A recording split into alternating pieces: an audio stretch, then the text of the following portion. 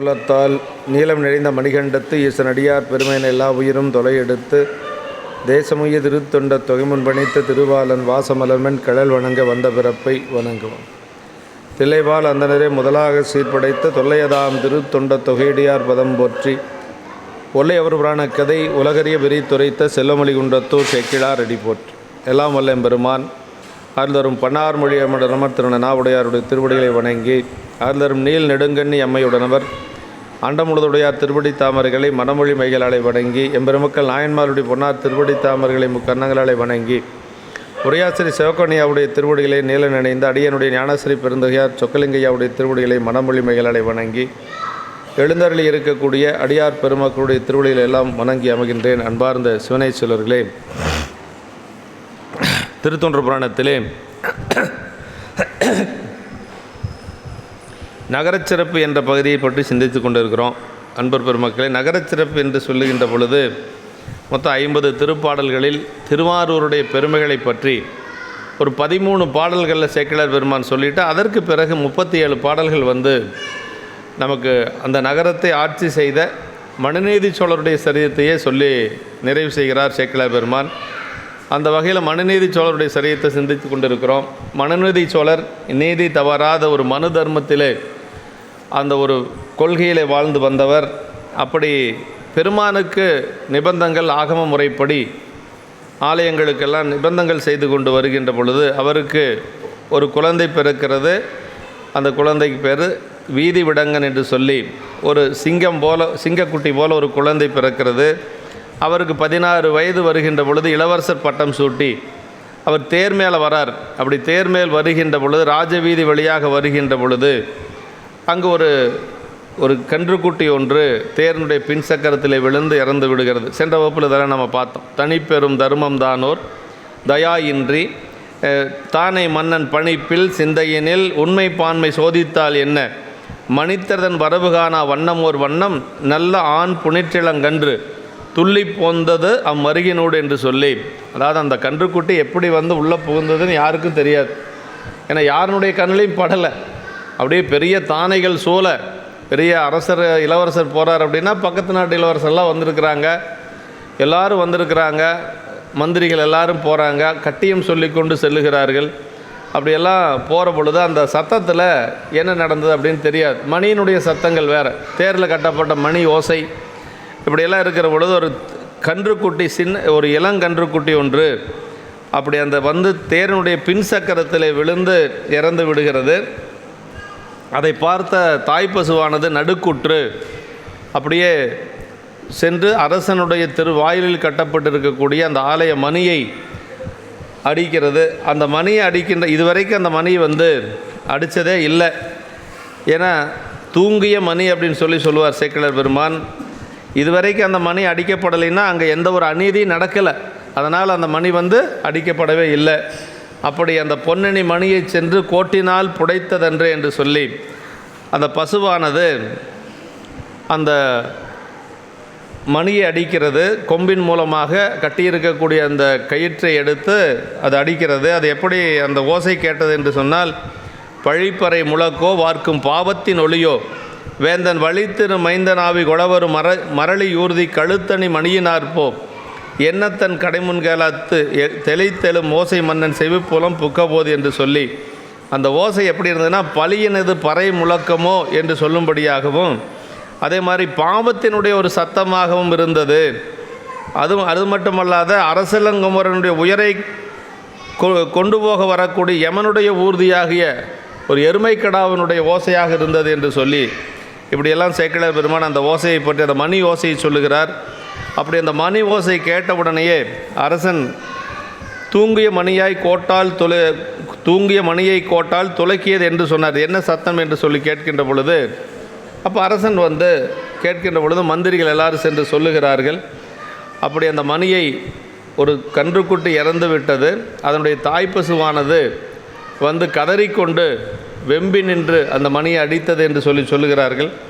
அப்படி சொல்லுகின்ற பொழுது என்ன நடந்ததுன்னா அப்புறம் எல்லாரும் விளக்கமாக சொல்கிறாங்க. அப்படி கேட்ட உடனேயே அரசனுக்கு வெவ்விடம் தலை கொண்டார் போல் அப்படின்னு சொல்லி கோபம் எப்படி வந்தது அப்படின்னா, ஒரு விஷம், ஒரு அரவு திண்டுனா ஒரு விஷம் எப்படி தலைக்கேறுனா எப்படி இருக்கும், அது மாதிரி அரசனுக்கு கோபம் வந்தது. ஏனென்று சொன்னால் நம்மளுடைய ஆட்சியில் இது மாதிரி நடந்து கொண்டு இருக்கிறது என்று சொல்லி அரசர் ரொம்ப கோபப்படுறார். அப்படி கோபப்பட்டு அவர் அப்படி இருக்கின்ற பொழுது மகன் என்ன செய்கிறார்னா, மந்திரி அதாவது அரசனுடைய இளவரசர் வீதி விடங்கர் என்ன பண்ணுறார் அப்படின்னா, அந்தணர்களையெல்லாம் சென்று ஆலோசனை செய்து இதற்கு என்ன பரிகாரம் செய்வது என்று சொல்லி அவர் பாட்டுக்கு அவர் அதற்கான வேலையை செஞ்சிட்ருக்கிறார். ஏன்னா என்னுடைய இந்த செயலால் அரசனுக்கு தீங்கு வரக்கூடாது, அவருடைய பெயருக்கு களங்கம் வரக்கூடாது என்று சொல்லி, இப்போ அப்பா அப்படிங்கிறத கூட அந்த குழந்தை மறந்துடுச்சு. அரசனுக்கு நம்மனால் ஒரு தீங்கு வரக்கூடாது என்று சொல்லி அவர் போகிறார், அந்தணர்கள்ட்ட போகிறார். அந்தணர்கள்ட்ட போய் என்ன செய்கிறது அப்படின்னு சொல்லி சொல்கிறாங்க. அரசனுக்கு இப்போ அமைச்சர் சொல்கிறது இந்த பாட்டு 34வது பாட்டு வந்து மன்னவரை வணங்கி சொல்கிறாங்க. 34 தான் நம்ம பார்க்கணுங்க. மந்திரிகள் அது கண்டு மன்னவனை அடி வணங்கி சிந்தை தளர்ந்தருளுவது மற்ற இதற்கு தீர்வன்றால் கொந்தளர்தார் மைந்தனை முன் கோவதை செய்தார்க்கு மறை அந்தணர்கள் விதித்த முறை வழி நிறுத்தல் அறம் என்றார். ராஜா கிட்ட சொல்கிறாங்க மந்திரிகள் எல்லாம். ஏன்னா அவருடைய கோபத்தை பார்த்தா ஏதோ நடக்கக்கூடாது நடந்துருன்னு பயம் அவங்களுக்கு. ஏன்னா அரசனை பற்றி மந்திரிகளுக்கு தெரியும் இல்லைங்களா, அடுத்து என்ன செய்ய போகிறார் அப்படிங்கிறதும் ஓரளவுக்கு அவங்களுக்கு தெரியும். மகனுக்கு தண்டனை கொடுப்பார், அது ரொம்ப கடுமையாக இருக்கும் அப்படிங்கிறது அவங்களுக்கு தெரியும். அதனால் என்ன செய்கிறாங்க அப்படின்னா, அரசரை வணங்கி அரசன் அடைந்த அளவில்லா துயரத்தை அமைச்சர் கண்டு அவன் பேரொருளை நோக்கி வணங்கி என்ன சொல்கிறாங்கன்னா, அரசனே, மனம் தளர்ந்து துயரமடைவது இதற்கு தீர்வாகாது. நீங்கள் இவ்வளவு துயரமடைவது இதற்கு தீர்வாகாது. பின்ன என்ன செய்கிறது அப்படின்னா, அந்த பசுவதை செய்தாருக்கு அந்தணர்கள் விதித்த வழியே மைந்தனை முறை செய்வது தான் அறநெறியாகும்.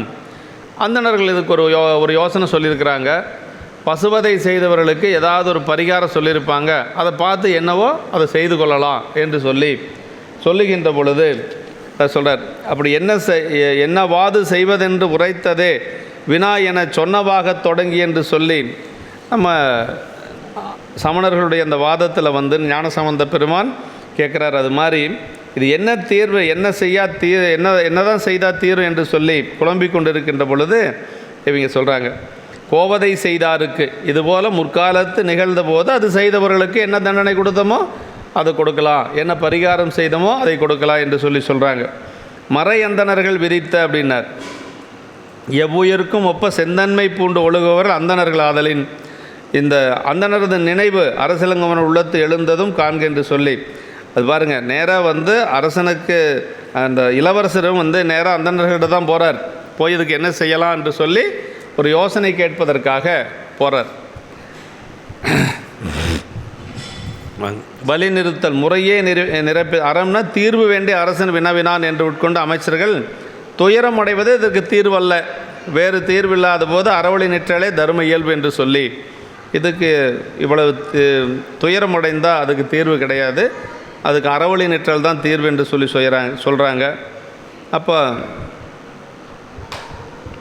அரசர் சொல்கிறாருங்க, வழக்கென்று நீர்மொழிந்தால் மற்றது தான் வழிபட்டு குழக்கன்றை இழந்தளரும் கோவொரு நோய் மருந்தாமோ இழக்கின்றேன் மைந்தனை என்று எல்லீரும் சொல்லிய சலக்கென்று நான் இசைந்தால் தர்மம்தான் சளியாதோ. உடனடியாக மேட்ருக்கு வந்துட்டார் ராஜா. நீங்கள் சொல்கிற மாதிரியெல்லாம் பரிகாரம் செஞ்சு என்னுடைய மகன் செய்த இந்த பாவத்தை போக்கிக்கலாம்னு நினச்சா தர்மம் சலிக்காதா?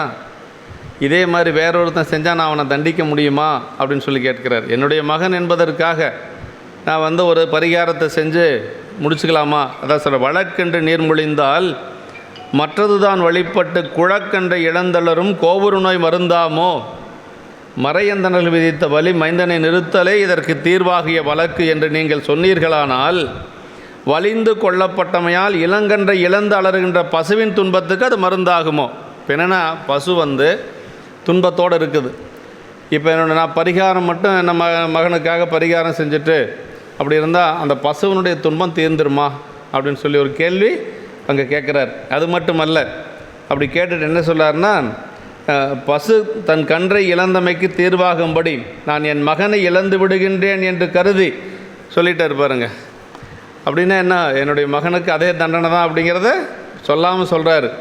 என்னுடைய மகனை நான் இழந்து விடுவேன் என்று சொல்லி நீங்கள் எல்லோரும் சேர்ந்து சொல்லிய இந்த தீமைக்கு நான் உடன்பட்டால் தர்ம தேவதை தான் சலிப்படையாதோ? இதுவரைக்கும் காக்கப்பட்டு வந்த அந்த அந்த பாரம்பரியமாக காக்கப்பட்டு வந்த அந்த தர்மம் சலிப்படையாதோ என்று சொல்லி, தர்ம தேவதை சலிப்படையாதோ என்று சொல்லி அரசர் கோபத்தோடு சொல்கிறார். வழிபட்டு வலிமை கொடுமை செய்யப்பட்டு அதனால் இழந்து என்று சொல்லி, இந்த மைந்தனை இழக்கின்றேன் என்று நான் இப்பசு நோய்க்கு தீர்வாக என் துயரத்தையே தாங்கும் பொருட்டு என் மைந்தனை அவ்வாறே இழக்க துணிகின்றேன் என்று உட்கொண்டு அதை விளக்க கருது என்றவாறு என்று சொல்லி, இப்போ மனசுக்குள்ளே என்ன நினைக்கிறார் அப்படின்னா, ராஜா அந்த பசுப்பட்ட துன்பத்தை நானும் படணும், அதுதான் அதுக்கு தீர்வு. ஏன்னா அதாவது பசுனுடைய துன்பத்தை தீர்க்க முடியாது. மீண்டும் கன்றுக்குட்டி உயிரோடு வந்தாலொழிய பசுனுடைய துன்பம் தீராது. அதுக்கு என்ன பண்ணலாம்? அந்த துன்பத்தை நம்மளும் அனுபவிக்கலாம் அப்படின்னு சொல்லி நினைக்கிறார். அரசன் உள்ளம் செல்வழியை அவன் அடைந்த துயரத்தின் மெய்ப்பாடுகளிலிருந்து மதியூகிகளாகிய அமைச்சர் உணர்ந்தனர். அவர்களது உள்ள கருத்தை அவர்களது சொல்லிலிருந்து அரசனும் உணர்ந்தான். அரசனை பற்றி அமைச்சருக்கும் தெரிஞ்சிருச்சு, அமைச்சர்களை பற்றி அரசனுக்கும் தெரிஞ்சிருச்சு. சலக்கென்று அப்படின்னா, சலக்குன்னா குற்றம். இங்கே குற்றம் பொருந்திய வார்த்தை அறியாமை அப்படின்னு சொல்கிறார். குற்றம் மலிந்த உலக பாசம் பசுவின் துன்பம் நோக்கி அரசன் அளவில்லா துயரடைந்து சேர்ந்தபோது சிந்தை தளர்ந்து அருள வேண்டுவதில்லை என்றும் குறிப்பு தோன்ற தளர்வது தீர்வன்று என்று சொல்லி அவங்க எல்லாரும் சொல்கிறாங்க. இப்படி தர்மம்னா அறக்கடவுள், அறக்கடவுள் எக்காலத்தும் அறம் எக்காலத்தும் எவ்விடத்தும் ஒரே பிடித்த நிலைபேறு பெற்று செல்வது போய் நிலைத்தலின்றி அசைந்து வருதல், இசைந்தால்னா இசைய மாட்டேன் என்று சொல்லி, அதாவது அறத்துக்கு மாறான செயலை நான் செய்வதற்கு இசைய மாட்டேன். அதுக்கு என்ன முறையோ என்ன அறமோ என்னுடைய மகன் என்பதற்காக நான் என்னுடைய ஒரு நிலையை மாற்றிக்கொள்ள முடியாது என்று சொல்லி அமைச்சர்களிடத்தில் சொல்கிறாருங்க. அதுவும் சொல்கிறார் பாருங்க, இது அரசன் கூறிய அறங்கள் சொல்கிறார். இந்த 3 பாட்டுமே அரசன் சொன்ன அறங்கள் தான். அதுலேயும் இந்த இப்போ வர சொல்லக்கூடிய பாட்டு 5 கடன்கள் சொல்கிறார். ஒரு அரசனுக்கு 5 கடன்கள் சொல்கிறார். இதுவரைக்கும் யாருமே எல்லா இந்த உலகத்தை ஆட்சி செய்யக்கூடிய அத்தனை அரசர்களுக்கும் நம்முடைய சேக்கிழார் பெருமான் 5 அறங்கள் சொல்கிறார். ஒருத்த இந்த நாட்டை ஆட்சி செய்யணும்னா என்னென்னவெல்லாம் இருக்கணும் அப்படிங்கிறத சொல்கிறாருங்க. மக்களுக்கு வரக்கூடிய துன்பங்கள் 5 வகையால் வரும். அந்த 5 வகையால் வரக்கூடிய துன்பங்களை எவன் ஒருத்த நீக்கி அந்த துன்பம் இல்லாத இந்த மக்களை காக்கின்றானோ அவன்தான் அரசன் அப்படின்னு சொல்கிறார் பாருங்கள். மாநிலம் காவலாவான் மண்ணுயிர் காக்கும் காலை தான் அதனுக்கு இடையூறு தன்னால் தன் பரிசனத்தால் ஊனமிகு பகைதரத்தால் கள்வரால் உயிர் தம்மால் ஆன பயம் 5 தீர்த்து அறங்காப்பான் அல்லனோ. இதெல்லாம் ஒரு ராஜான்னா எப்படி இருக்கணும் அப்படிங்கிறதுக்கு இலக்கணம் சொல்கிறார் மந்திரி. நம்ம சேக்கிழார் பெருமான் மந்திரி தானே, அதனால் அவர் இலக்கணம் சொல்கிறார். திருக்கூட்ட சிறப்பில் யார் இந்த நாட்டை ஆட்சி செய்யணும்னு சொல்கிறார். அகில காரணர் தாழ்வணிவார்கள் தாம் அகில லோகமும் ஆளற்குரியர் என்று அகில லோகத்துளார்கள் அடைதலின் அகில லோகமும் போல்வது அதனிடை அப்படின்னார். அகில காரணர் தாழ்வணிவார்கள் யார்? சிவபெருமான். உள்ளே இருக்கார்லே அண்டமுழுதுடையார். இந்த உலகத்தை ஆட்சி செய்யக்கூடியவர் யார்? அவர் தான். யார் ஒருவர் அவருடைய திருவடியை வணங்குகின்றார்களோ அவர்கள் தான் இந்த நாட்டை ஆட்சி செய்யணும்னு சொல்கிறார். இப்போ 12ஆம் நூற்றாண்டிலே சொல்லியிருக்கார். அகில காரணர் தாழ்வணிவார்கள் தாம் அகில லோகமும் ஆளற்கு உரியர் அப்படின்னார். சரி, அந்த அரசன் எப்படி இருக்கணும் அப்படிங்கிறதுக்கு இலக்கணம் இங்கே சொல்கிறார். யார் இந்த நாட்டை ஆட்சி செய்யணும்னு திருக்கூட்ட சிறப்பில் சொன்னார். சரி, நாட்டை ஆட்சி செய்யக்கூடியவர் எப்படி இருக்கணும்னா பெருமானுடைய அடியாராக இருக்கணும், சிவபெருமானுடைய திருவடியை வணங்குறவராக இருக்கணும். அது யாராக வேணாலும் இருக்கலாம். சரி, எப்படி ஆட்சி செய்யணும் அப்படிங்கிறது இந்த பாட்டில் சொல்கிறார். அதை மாநிலம் காவலாவான்கிறது.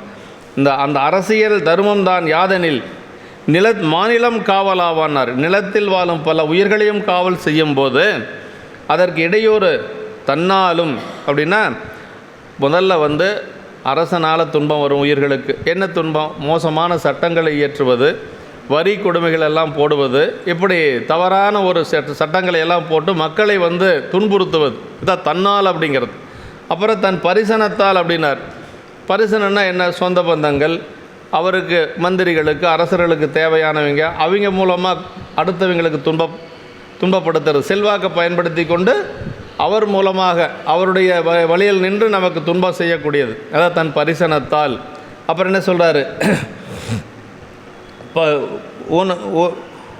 தன்னால் தன் பரிசனத்தால் ஊனமிகு பகைத்திறத்தால். பகைத்திறன்னா பகைவர்களால். இப்போ பக்கத்தில் நாட்டு பகைவர்களாக இருக்கிறாங்க, அவங்க மூலமாக நமக்கு துன்பம் வரும். அதை யார் தீர்க்கணும்? அரசன் தான் தீர்க்கணும். அப்புறம் என்ன சொல்கிறார்? கல்வரால் திருட்டு பயம் நிறைய வந்தாங்க, எல்லாம் கொள்ளையடிச்சிட்டு போகிறாங்க. இதெல்லாம் யார் தீர்க்கணும்? இதுக்கும் அரசன் தான் காரணம். கல்வரால், அப்புறம் உயிர் தம்மால். உயிர்னா கொடிய மிருகங்கள் ஊருக்குள்ளே வருது, யானை வருது, சிங்கம் வருது, புலி வருது, இப்படியெல்லாம் வருகின்ற பொழுது அந்த துன்பத்தையும் யார் நீக்கணும்? அரசன் தான் அதுக்கும் காரணம். இப்போ அந்த 5ஐயும் யாரொருவன் தீர்த்து தர்மத்தை பிறழாமல் பாதுகாக்கின்றவன் அல்லனோ மாநிலம் காவலாவான் என்று சொல்லி இந்த நாட்டை ஆட்சி செய்யக்கூடிய அரசனுக்கு இந்த 5ம் வேணும் அப்படின்னு சொல்லி சொல்கிறார். எல்லா நாட்டிலும் எல்லா அரசர்க்கும் எல்லா காலத்தும் குறிக்கோளாக இருக்கத்தக்கது இந்த பாட்டு என்று சொல்லி நம்முடைய உரையாசிரியர் சொல்லியிருக்கிறார். அரசர் கடமைகள் முற்றும் இதில் அடங்கணுவாம். அரசாங்கம் முடியரசோ குடியரசோ பொதுவரசோ இன்னும் புதிதாய் கிளம்பக்கூடிய எவ்வரசோ ஆயினும் அவை யாவும் இதனையே குறிக்கோளாக கொள்ள கடவுன் என்பது அறிஞர் துறை. அது என்ன சர்வாதிகார அரசாங்கமாக இருக்கலாம், அதே மாதிரி ஜனநாயக அரசாங்கமாக இருக்கலாம், முடியரசு குடியரசு எதாக இருந்தாலும் சரி. ஆனால் அடிப்படை இதுதான், மக்களுக்கு துன்பம் வரக்கூடாது. 5 வகையால் வரக்கூடிய துன்பங்கள் எல்லாமே நீக்கி யார் ஆட்சி செய்கிறாங்களோ அவர்தான் அரசன் என்று சொல்லி இதில் சொல்கிறார். அதை உயிர் காக்கும் காலை அதற்கு அதாவது இடையூறாய் தன்னால் தன் பரிசனத்தால் பகைத்திறத்தால் கல்வரால் உயிராலான 5 பயமும் தீர்த்து தான் காப்பான் அல்லனோ காவலன் ஆவான் என்று சொல்லி இதை ஏன் சொல்கிறாருன்னா, மக்களுக்கு மட்டுமல்ல மற்ற உயிர்களுக்கு வர துன்பத்தையும் காக்கணும். இப்போ நான் அதில் தவறிட்டேன் அப்படின்னு சொல்ல போகிறார். ஆமாம், அப்படி இருக்கிற பொழுது நான் என்னுடைய மகனால் ஏற்பட்ட துன்பத்துக்கு யார் காரணம்? நான் தான் காரணம். ஆமாம், புகழ்ச்சோழ நாயனாருடைய பட்டத்து யானை சிவகாமி ஆண்டாருடைய மலரை பறித்து கீழே சிந்திருச்சு. அந்த மலர் எங்கே போக வேண்டியது? பெருமான் திருவடிக்கு போக வேண்டிய மலர். பெருமான் திருவடிக்கு போக வேண்டிய மலரை கீழே பறித்து சிந்தினது ஒரு சிவகுற்றம். வராரு, என்ன சொல்கிறார் அப்படின்னா, எரிபத்த நாயனார் மலுவோடு நிற்கிறார். அந்த யானையும் வெட்டிட்டார், குத்துக்கால் பாகர்களையும் வெட்டிட்டார், எல்லாத்தையும் வெட்டிட்டு அவர் மலுவோடு நிற்கிறாரு. புகழ்ச்சோழர் வந்த உடனே என்ன சொல்கிறார் அப்படின்னா, ஈங்கிது தன்னால் சொல்கிறார், நடந்ததெல்லாம் சொல்கிறார். இந்த சாமிக்கு கொண்டு போன மலரை கீழே பறித்து சிந்தினதுனால அவரை அந்த யானையை வெட்டிட்டேன் அப்படின்னு சொல்கிறாரு. அதுக்கு புகழ்ச்சோழர் சொல்கிறாரு, பட்டத்து யானை போயிருச்சுன்னு அவருக்கு கவலைப்படலை. என்ன சொல்கிறாருன்னா, ஈங்கிது தன்னால் போதாது என்னையும் கொள்ள வேண்டும் அப்படின்னார். ஏன்னா இந்த யானைக்கு உரிமையாளன் யார்? நான் தானே. அந்த யானைக்கு என்ன தெரியும்? இந்த யானையினுடைய உரிமையாளன் நான் தான். அதே மாதிரி இந்த குத்துக்கால் பாகர்களுக்கெல்லாம் ராஜா யார்? நான் தான். இதுக்கெல்லாம் காரணமாக இருக்கக்கூடிய என்ன நீ முதல்ல கொல்லணும். அப்படி கொல்றதுன்னா உங்கள் கையில் இருக்கக்கூடிய மலுவால் கொல்ல வேண்டாம். ஏன்னா அது நீங்கள் அடியார்களுக்காக வச்சுருக்கிறீங்க, அடியார்களை செய்வதற்காக அந்த மலு வச்சுருக்கிறீங்க. எங்கிட்ட இருக்கக்கூடியது கொலை மலு. அதனால் என்னுடைய வாளால் நீங்கள் என்னை கொல்லுங்கன்னு சொல்லி தன்னுடைய வாளை உருவி கொடுத்தவர் புகழ்ச்சோழ நாயனார். அப்போ பெரியவங்க எப்பொழுதுமே தனக்கு என்னென்னா அவர்கள் மூலமாக வேறு யார் தவறு செய்தாலும் அதை தன்னுடைய தவறாக ஏற்றுக்கொள்வது பெரியவங்களுடைய இயல்பு. நம்ம பெரியோர் அல்லாதவர்கள் அவங்கெல்லாம் எப்படி இருப்பாங்க, மற்றவங்கெல்லாம் எப்படி இருப்பாங்கன்னா, அவங்களே தப்பு செஞ்சாலும் கூட அடுத்த மேலே ஏற்றி இதுக்கெல்லாம் நான் காரணம் இல்லை, அது அப்படி இருந்தது அப்படி பண்ணினேன் அப்படின்னு சொல்லி அதுக்கு ஒரு காரணம் சொல்லி தப்பிச்சுக்குவாங்க. இதுதான் பெரியவங்களுக்கும் மற்றவங்களுக்கு இருக்கக்கூடிய வேறுபாடு.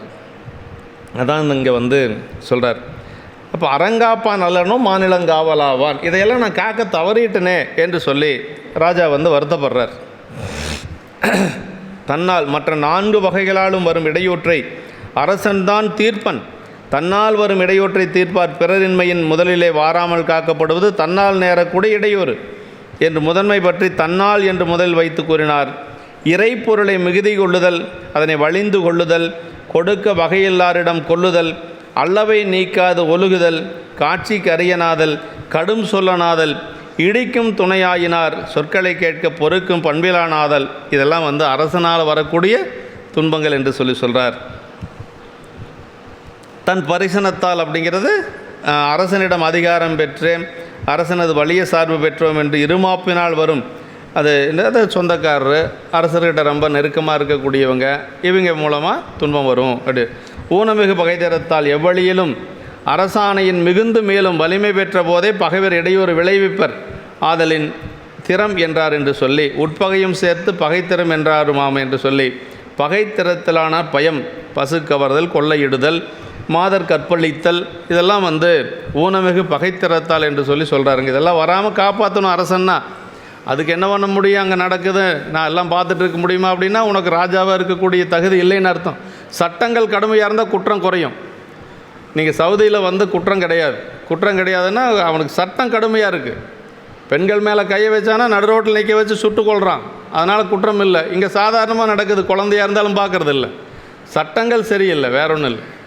சட்டம் கடுமையாக இருந்தால் குற்றம் இருக்காது. அது காரணம் அரசன் தானே, சட்டம் இயற்றக்கூடியது அவங்க தானே, அதனால் அது அவங்க தான் காரணம்.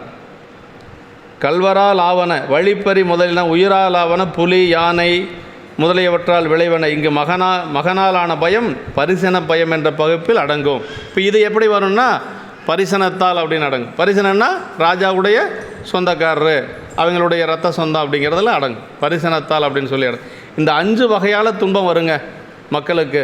தன்னால், தன் பரிசனத்தால், ஊனமிகு பகைதரத்தால், கல்வரால், உயிர் தம்மால். இது எல்லாத்துக்கும் யார் காரணம்னா ராஜா தான் காரணம். இதை மீறி அதையெல்லாம் நடக்காத மாதிரி அவங்க சட்டம் இயற்றி மக்களை காப்பாற்றணும் அப்படிங்கிறது தான் இதனுடைய கருத்து.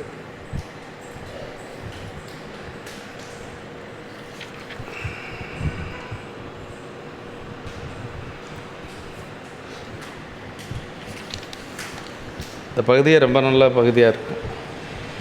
அறம் காப்போன் அப்படின்னா அரசியல் ஆணை இடையராது செல்ல வேண்டியதாகிய அறநெறிக்கு இடையூறு வாராமல் காவல் புரிபவன் அல்லனோ ஆவான் அப்படின்னு சொன்னால் அவனுடைய பிறர் ஆகார் என்று பிறநிலை குறிப்பு பெற்றாம் என்று சொல்லி வேறு யாரும் இதுக்கு பொறுப்பல்ல, அரசன் தான் பொறுப்பு.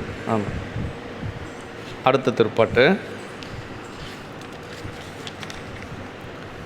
என் மகன் செய் பாதகத்துக்கு இருந்தவங்கள் செய்ய இசைந்தே அந்நியனோர் உயிர் கொன்றால் அவனை கொள்வேனானால் தொல் மனுநூல் தொடை மனுவால் துடை பூண்டது எனும் வார்த்தை மண்ணுலகில் பெறமொழிந்தீர் மந்திரிகள் வழக்கு என்றான். இப்போ என்ன சொல்கிறார் அப்படின்னா, அப்படி என் மகன் செய்த பாதக செய்கைக்கு பரிகாரமாக அறநூல் வழி நிற்பித்தலாகிய தவம் செய்ய இசைந்து கொண்டு இதே குற்றத்தை அந்நியன் ஒருவன் செய்கின்ற பொழுது அவன் உயிரை கொன்றால் அதற்கு பரிகாரமாக அவனை கொலை செய்வதே தீர்வு என்று கொன்று விடுவேனேயானால் உலகத்திலே பழைய காலத்திலிருந்து வந்த மனுநூல் நீதி பின்னால் அதே மரபில் அதே பேர் கொண்ட ஒரு தொடை மனு அரசனால் அளிக்கப்பட்டது என்று பழிச்சொல் வரும். அப்படின்னா மரபு வழியாக காக்கப்பட்ட வந்த அந்த நீதி, மனு நீதி என்று சொல்லக்கூடிய அந்த அறம் பின்னாடி வந்த ஒரு தொடை மனுவினாலே அளிக்கப்பட்டது என்று சொல்லி ஒரு தீங்கு வந்துடும். அதனால் அதுக்கு ஒத்துக்க முடியாது என்று சொல்லி அவ்வாறு உலகில் வரும் பழியை நான் அடையும்படி அமைச்சர்களை நீங்கள் வழக்கு மொழிந்தீர்கள் என்று அரசன் சொன்னான். குழந்தையை காப்பாற்றுறதுக்காகத்தான் அவங்க சொல்கிறாங்க. ஆனால் அரசன் என்ன சொல்கிறாரு, எனக்கு ஒரு பழி வருவது போல் நீங்கள் செய்திருக்கிறீங்க அப்படின்னு சொல்கிறார். வழிபட்டு வலிமை கொடுமை செய்து என்று சொல்லி என் மகனுக்காக நான் இதை மாற்றிக்கொள்ள முடியாது என்று சொல்லி சொல்கிறார். பாதகம்னா பெரும்பாவம், நாரினில் பாலன் செய்த பாதகம் நன்மை பாய்த்த என்று சொல்லி நன்மையாய்த்து என்று சொல்லி, அதாவது ஒரு சில இடத்துல இப்போ சண்டீஸ்வர நாயனாருடைய பூசைக்கு அப்பா இடையூறாக இருந்தார். மன்னியாற்றங்கரையில் உட்காந்து பூஜை பண்ணிகிட்டு இருந்தார் சண்டீஸ்வர நாயனார். மன்னியாற்றங்கரையில் பூஜை செய்து கொண்டிருக்கிற பொழுது அங்கே இருக்கக்கூடிய மன்னியாற்றினுடைய நீர், அந்த பசுக்களுடைய பால், அப்புறம் மலர்கள் எல்லாம் வச்சு பூஜை செய்து கொண்டிருக்கிறார். அவங்க அப்பா அச்சதத்தன் வரார். யசதத்தன் அப்படி மரத்து மேலே உட்காந்து பார்த்துட்டே இருக்கிறார். இவர் குடங்குடமாக பாலையெல்லாம் எடுத்து மணலில் ஊற்றி பூசை தான் பண்ணிகிட்ருக்கிறார். பூசை அது ஆகம முறைப்படி பூஜை பண்ணிகிட்ருக்கிறார். அப்படி பூஜை பண்ணினதை பார்த்த உடனே எச்சதத்தனுக்கு கோபம் தாங்க முடியல. ஏன்னா எல்லாத்தினுடைய மாட்டையும் ஓட்டிகிட்டு எல்லா மாடுகளும் கேட்காமலே பாலை கறந்து இவருக்கு பூசை கொடுத்துருது.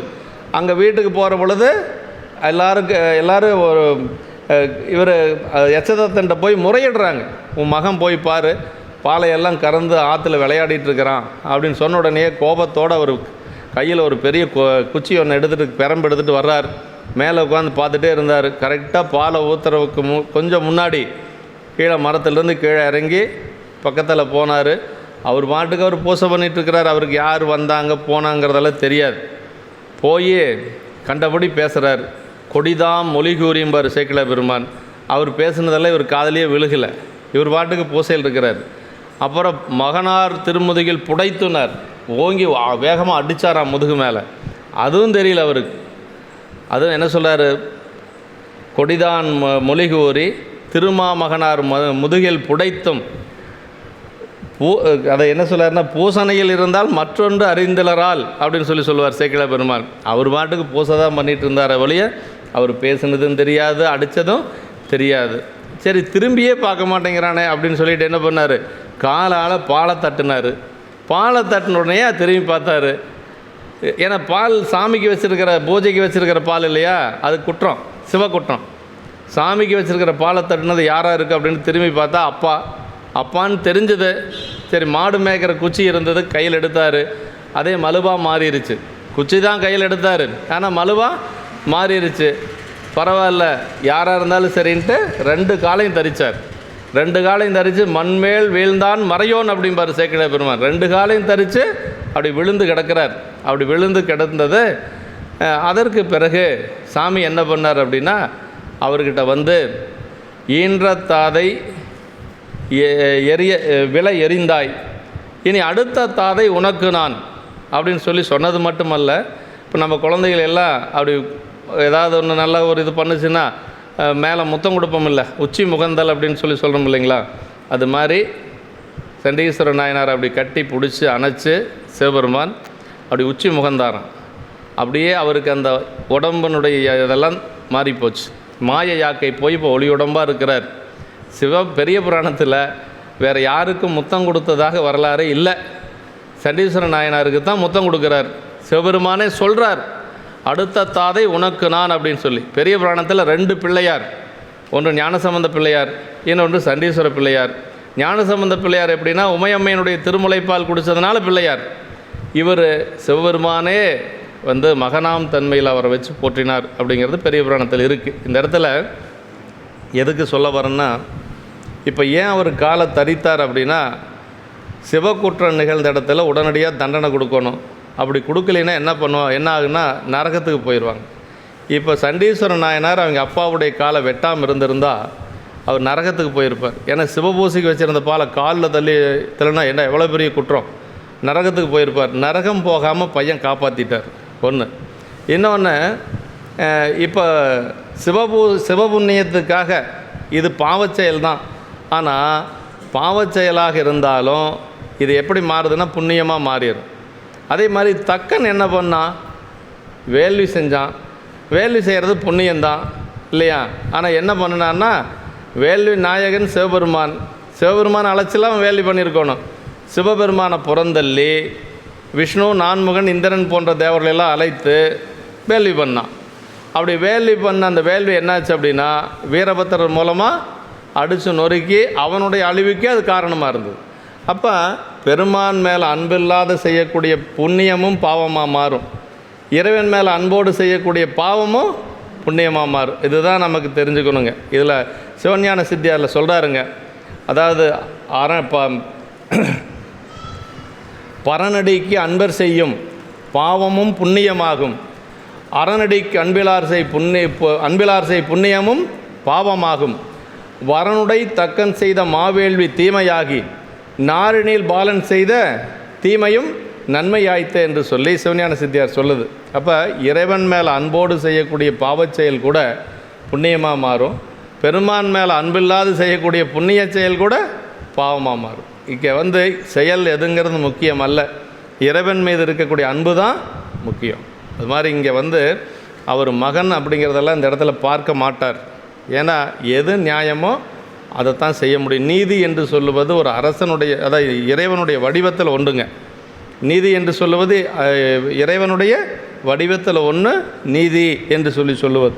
அதனால் அவர் பாதகம் அப்படின்னா அதை சொல்கிறார், நாரினில் பாலன் செய்த பாதகம் நன்மையாய்த்த என்று சொல்கிறார். இப்போ மகன் மேலே தேர வச்சு செலுத்தினாலும் அது பாவமாக இருந்தாலும் கூட எப்படி மாறும், அவருக்கு புண்ணியமாக தான் வரப்போகுது. எப்படி சண்டீஸ்வர நாயனார் அப்பாவுடைய காலை வெட்டினாரோ அது மாதிரி. சொத்து கொடுக்கலின்னு எல்லாம் பண்ணினாக்க பாவம் வந்துடும். இது சிவபுண்ணியத்தை கெடுத்தா நம்ம எதாவது தப்பு இல்லை. ஆனால் சொத்து கொடுக்கலின்னு இது காலை போட்டான்னு வச்சுக்க நம்ம ஆளுங்க, அவ்வளோதான். அப்புறம் இருந்தவம் செய்ய பெரும் கழுவாய்களாக தர்ம நூலில் விதித்த முறைகளை செய்ய. தவம்னா பாதகம் போக்கும் தீர்வாக தபிக்க செய்வதை இங்கே தவம் என்று சொல்கிறார். கொன்றால், அப்படி கொள்வேனானால், வேறொருவனை அப்படி கொள்வேனானால், அந்நியன் ஒரு உயிரை கொலை செய்தால் அதற்கு தீர்வாக அவனை கொலை செய்வேனாகில், அப்போ குலமுதல்வனாகிய மனுவினால் தொகுக்கப்பட்டு பழங்காலம் முதல் வழங்கி வரும் விதி, அவர் வழியிலே வந்த அந்த பெயர் கொண்ட என்னால் அது இழிவு என்னால் அப்படி அதுக்கு ஒரு தீமை வந்துருமே என்று சொல்கிறாருங்க. மகனும் அந்நியனும் செய்யும் பாதகங்கள் ஒரே தன்மையுடைய நாயினும் அவற்றுக்கு தீர்வு மட்டும் செய்தவனை பொறுத்து, அதாவது பையனும் வேறொருத்தனும் செய்கிறது ஒரே செயல்தான், ஒரே பாவம்தான். ஆனால் தீர்ப்பு மட்டும் வெவ்வேறையாக இருந்தால் அது அவ்வளவு தர்மமாக இருக்காது என்று சொல்கிறாருங்க. செய்தவன் யாவனே ஆயினும் செய்த குற்றத்திற்கேற்ற தண்டனை கொடுத்தே தீரணும் அப்படிங்கிறது தான் மனு தர்மம். ஆமாம். என்றரச நிகழ்ந்துரைப்ப எதிர் நின்ற மதியமைச்சர் நின்ற நெறி உலகின்கண் இதுபோல் முன் நிகழ்ந்ததால் பொன்று வித்தான் மரபன்று மறை மொழிந்த அறம்புரிதல் தொன்றுதொடு நெறியென்றோ தொன்னிலம் காவல என்றார். அரசனுக்கு மீண்டும் அமைச்சர் சொல்கிறார், இது முதல்ல இதுக்கு முன்னாடி இது மாதிரி சம்பவங்கள் நடந்திருக்குது, அதனால் இது ஒன்றும் புதுசு இல்லை, அப்போ என்ன செஞ்சோமோ அதையே இப்போ செஞ்சுக்கலாம் அப்படின்னு சொல்லி அமைச்சர் சொல்கிறார்.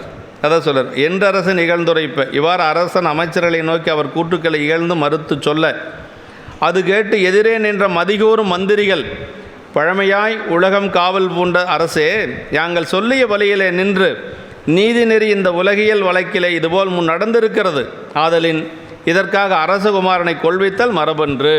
இதுக்காக நீங்கள் இளவரசரை கொள்வது மரபல்ல, ஏன்னா இதுக்கு முன்னாடி நிகழ்ந்திருக்குது, நாம் தண்டனை கொடுத்துருக்குறோம், அதுக்கு பரிகாரம் செய்திருக்கிறோம், ஆனால் இதுக்காக நீங்கள் இளவரசரை கொள்ளுவது மரபன்று என்று சொல்லி, அதாவது கழுவாய் வகுத்தல் முற்காலந்தொட்டு வழங்கிய ஒரு நெறியென்றோ என்று வணங்கி கூறினர் என்று சொல்கிறார். மதி அமைச்சர் மதிகோறும் கடமைப்பாருடைய அமைச்சர்கள் மதியுடையவர்கள் என்று சொல்கிறாருங்க. தொன்றுதோடு நெறி என்று சொல்லி பழங்காலம் முதல் வழங்கி கொண்டு வந்த நெறி, அது மாதிரி செஞ்சுக்கலாம் அப்படின்னு சொல்லி எல்லாரும் சொல்கிறாங்க. அவ்வண்ணம் தொழுதுரைத்த அமைச்சர்களை முக நோக்கி மெய்வண்ணம் தெரிந்துணர்ந்த மனுவென்னும் விரல் வேந்தன் இவ்வண்ணம் பழுதுரைத்தீர் என்று எரியில் இடை தோய்ந்த செவ்வண்ண கமலம் போல் முகம் புலர்ந்து செயிர்த்துரைப்பான். இவங்க சொல்ல அவருக்கு கோபம் அதிகமாகிட்டே இருக்குது.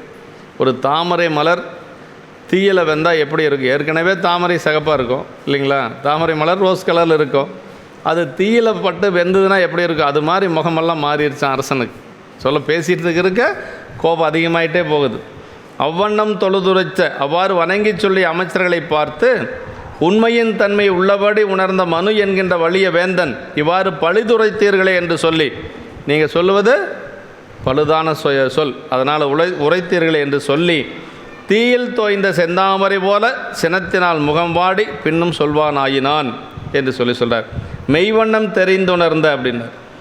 ஆமாம், அதாவது மெய் என்ற பொருளின் தன்மையை கல்வி கேள்வி மூலம் தெரிந்து அதன் உணர்ச்சியில் கைவரப்பெற்ற என்று சொல்லி மெய்வண்ணம் வேதத்தில் விதித்த சத்தியம் வத என்னும் விதி என்று சொல்கிறார். விரல்னா மன வலிமையுடைய அரசன் சொல்லி அர்த்தங்க. விரல்னா வலிமை, தேகபலம், சேனைப்பழம் அல்ல, தனக்கு துன்பம் தருவதாயினும் உண்மையிலேயே நிற்கும் வல்லமையை குறித்தது. மனு என்னும் விரல் வேந்தன் என்று சொல்கிறார். எரியனிடை தோய்ந்த செவ்வண்ண கமலம், முன்னம் செந்தாமரை போன்ற அழகு பொருந்திய முகம் இப்போது சினத்தால் வாடி சிவந்தது என்று சொல்கிறாருங்க. இப்படி முகமே மாறிப்போச்சு அவருக்கு. அடுத்து அரசர் சொல்கிறார், அந்த அமைச்சர்கள் எல்லாம் பார்த்து சொல்கிறார், அவ்வுரையில் அருநெறிகள் அவை நிற்க அறநெறியின் செவ்விய உண்மை திறநீர் சிந்தை செய்யாது உரைக்கின்றீர் எவ்வுலகில் எப்பெற்றம் இப்பெற்றி தாமிடரால் வெவ்வுயிர்த்து கதறிமணி எரிந்து விழுந்தது விளம்பீர். நீங்கள் சொல்கிறதெல்லாம் நான் கேட்டுக்கிறேன், ஏன்னா இதுக்கு நீங்கள் கழுவாய் சொல்கிறீங்க, செஞ்சுக்கலாம். எந்த ஊரில் எந்த பசு இது மாதிரி ஒரு மணி அடித்து தன்னுடைய குறையை சொல்லியிருக்குதா?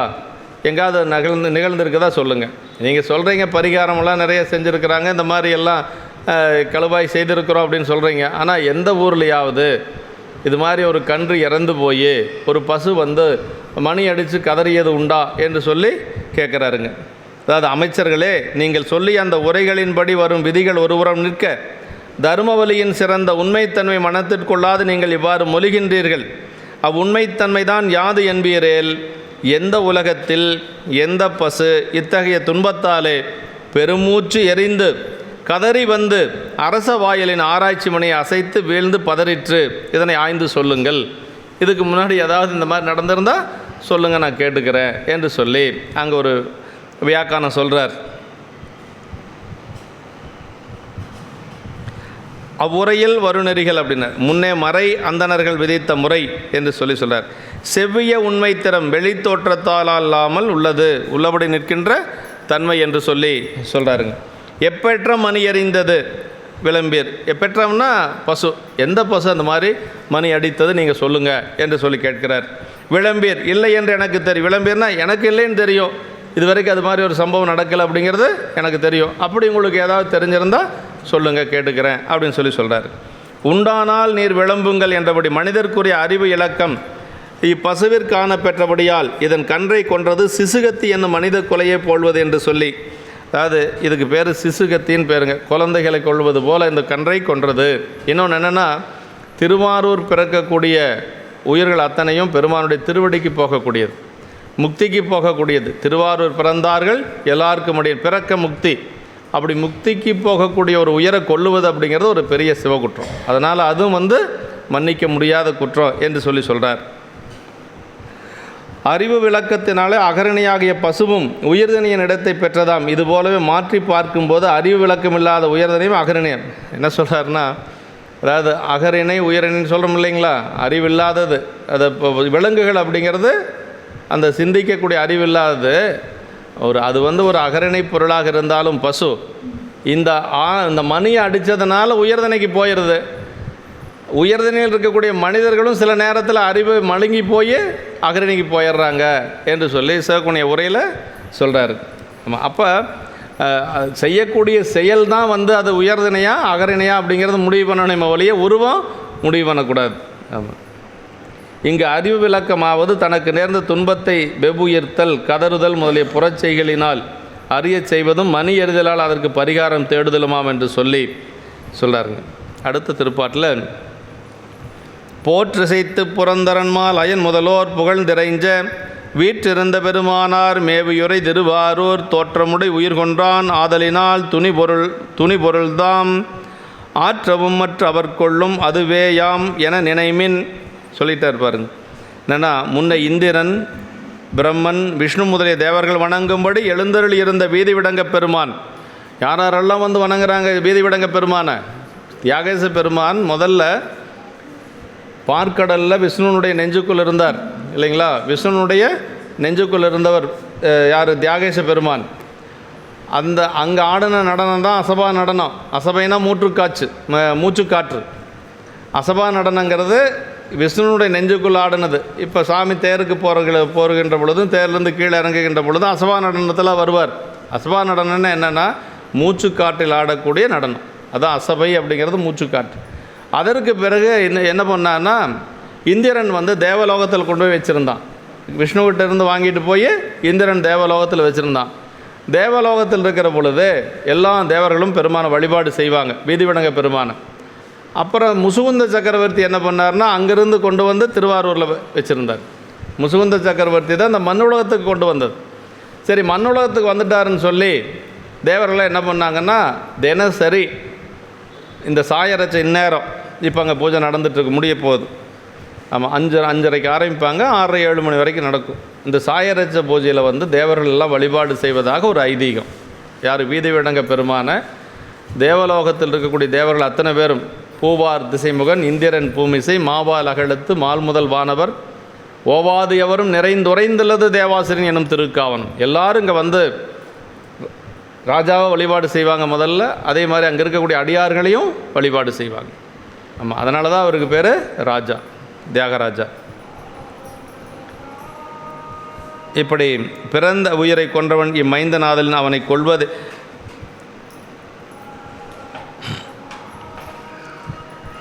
இந்திரன் பிரம்மன் விஷ்ணு முதலிய தேவர்கள் வணங்கும்படி எழுந்தருள் இருந்த வீதிவிடங்க பெருமான் விரும்பி எழுந்தருள் இருக்கும் தலமாகிய திருவாரூரிலே பிறந்த உயிரை கொன்றவன் எம்மைந்தன் ஆதலின் அவனை கொள்வதே துணியப்படு பொருள் என்று நினைமேன். அதாவது பெருமான் திருவடிக்கு போகக்கூடிய ஒரு பொருளை கொன்றிருக்கிறான், அதனால் அவனை கொள்வதே துணிவு என்று சொல்லி இதே திருப்பி கேட்கலாம், அந்த குழந்தையும் திருவாரூரில் தானே பிறந்தது, அதை மட்டும் எப்படி கொல்லலான்னு. ஆனால் அந்த இடத்துல வந்து அந்த நீதி தர்மம் அப்படிங்கிறது தான் முன்னாடி வந்து நிற்கிது. ஆமாம்.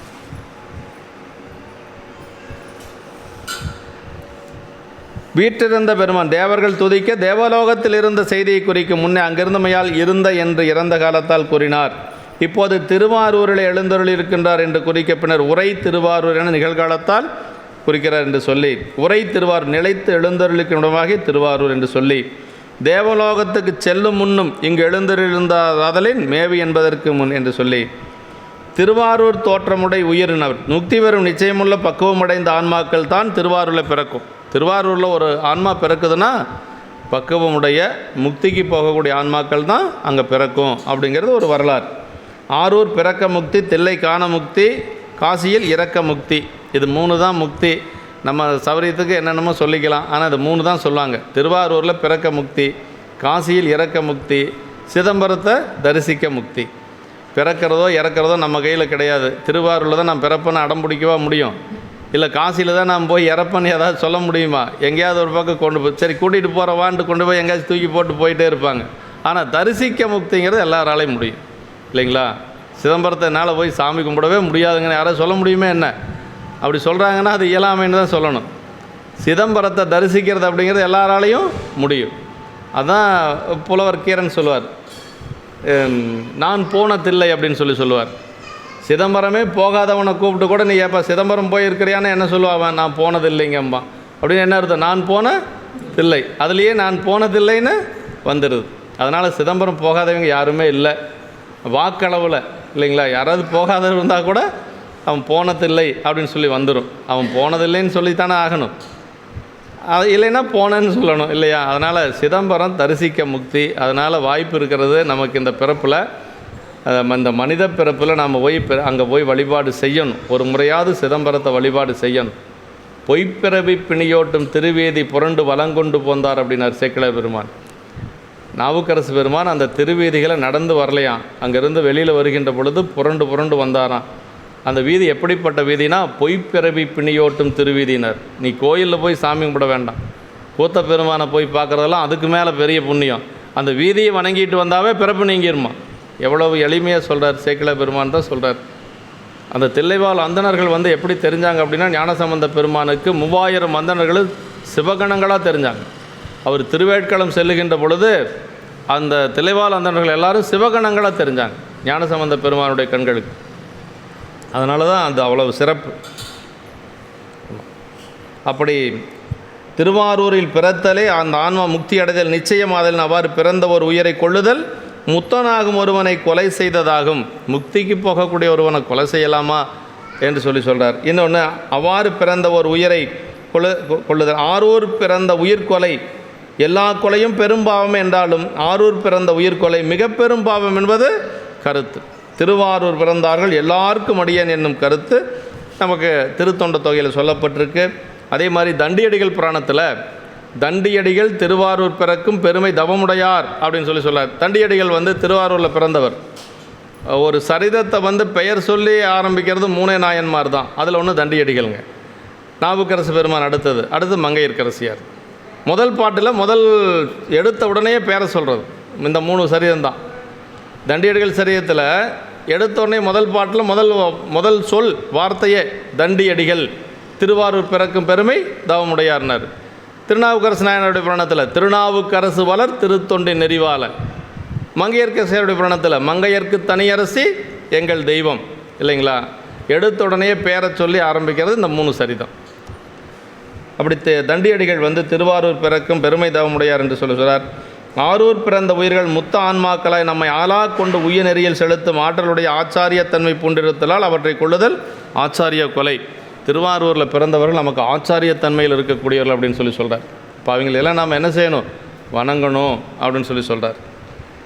அப்போ ஆச்சாரிய கொலைக்கும் இது பொருந்தும் என்று சொல்லி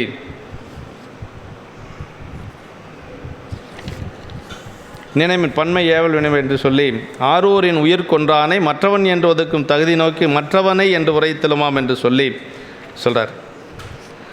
இப்படி ராஜா சொல்கிறார், என மொழிந்து மற்ற இதனுக்கு இனி இதுவே செயல் இவ்வான் மனமழியும் துயரகற்ற மாட்டாதேன் வருந்தும் இது தனதுருபேரிடர் தாங்குவதே கருமமென அனகனரும் பொருள் துணிந்தான் அமைச்சரும் அஞ்சினர் அகன்றார். சரி, அடுத்தது ராஜா என்ன சொல்ல போகிறாருன்னு அமைச்சர்களுக்கு தெரியும். அங்கேருந்து எல்லாரும் அப்படியே கொஞ்சம் போகிறதுக்கு ஆரம்பிக்கிறாங்க.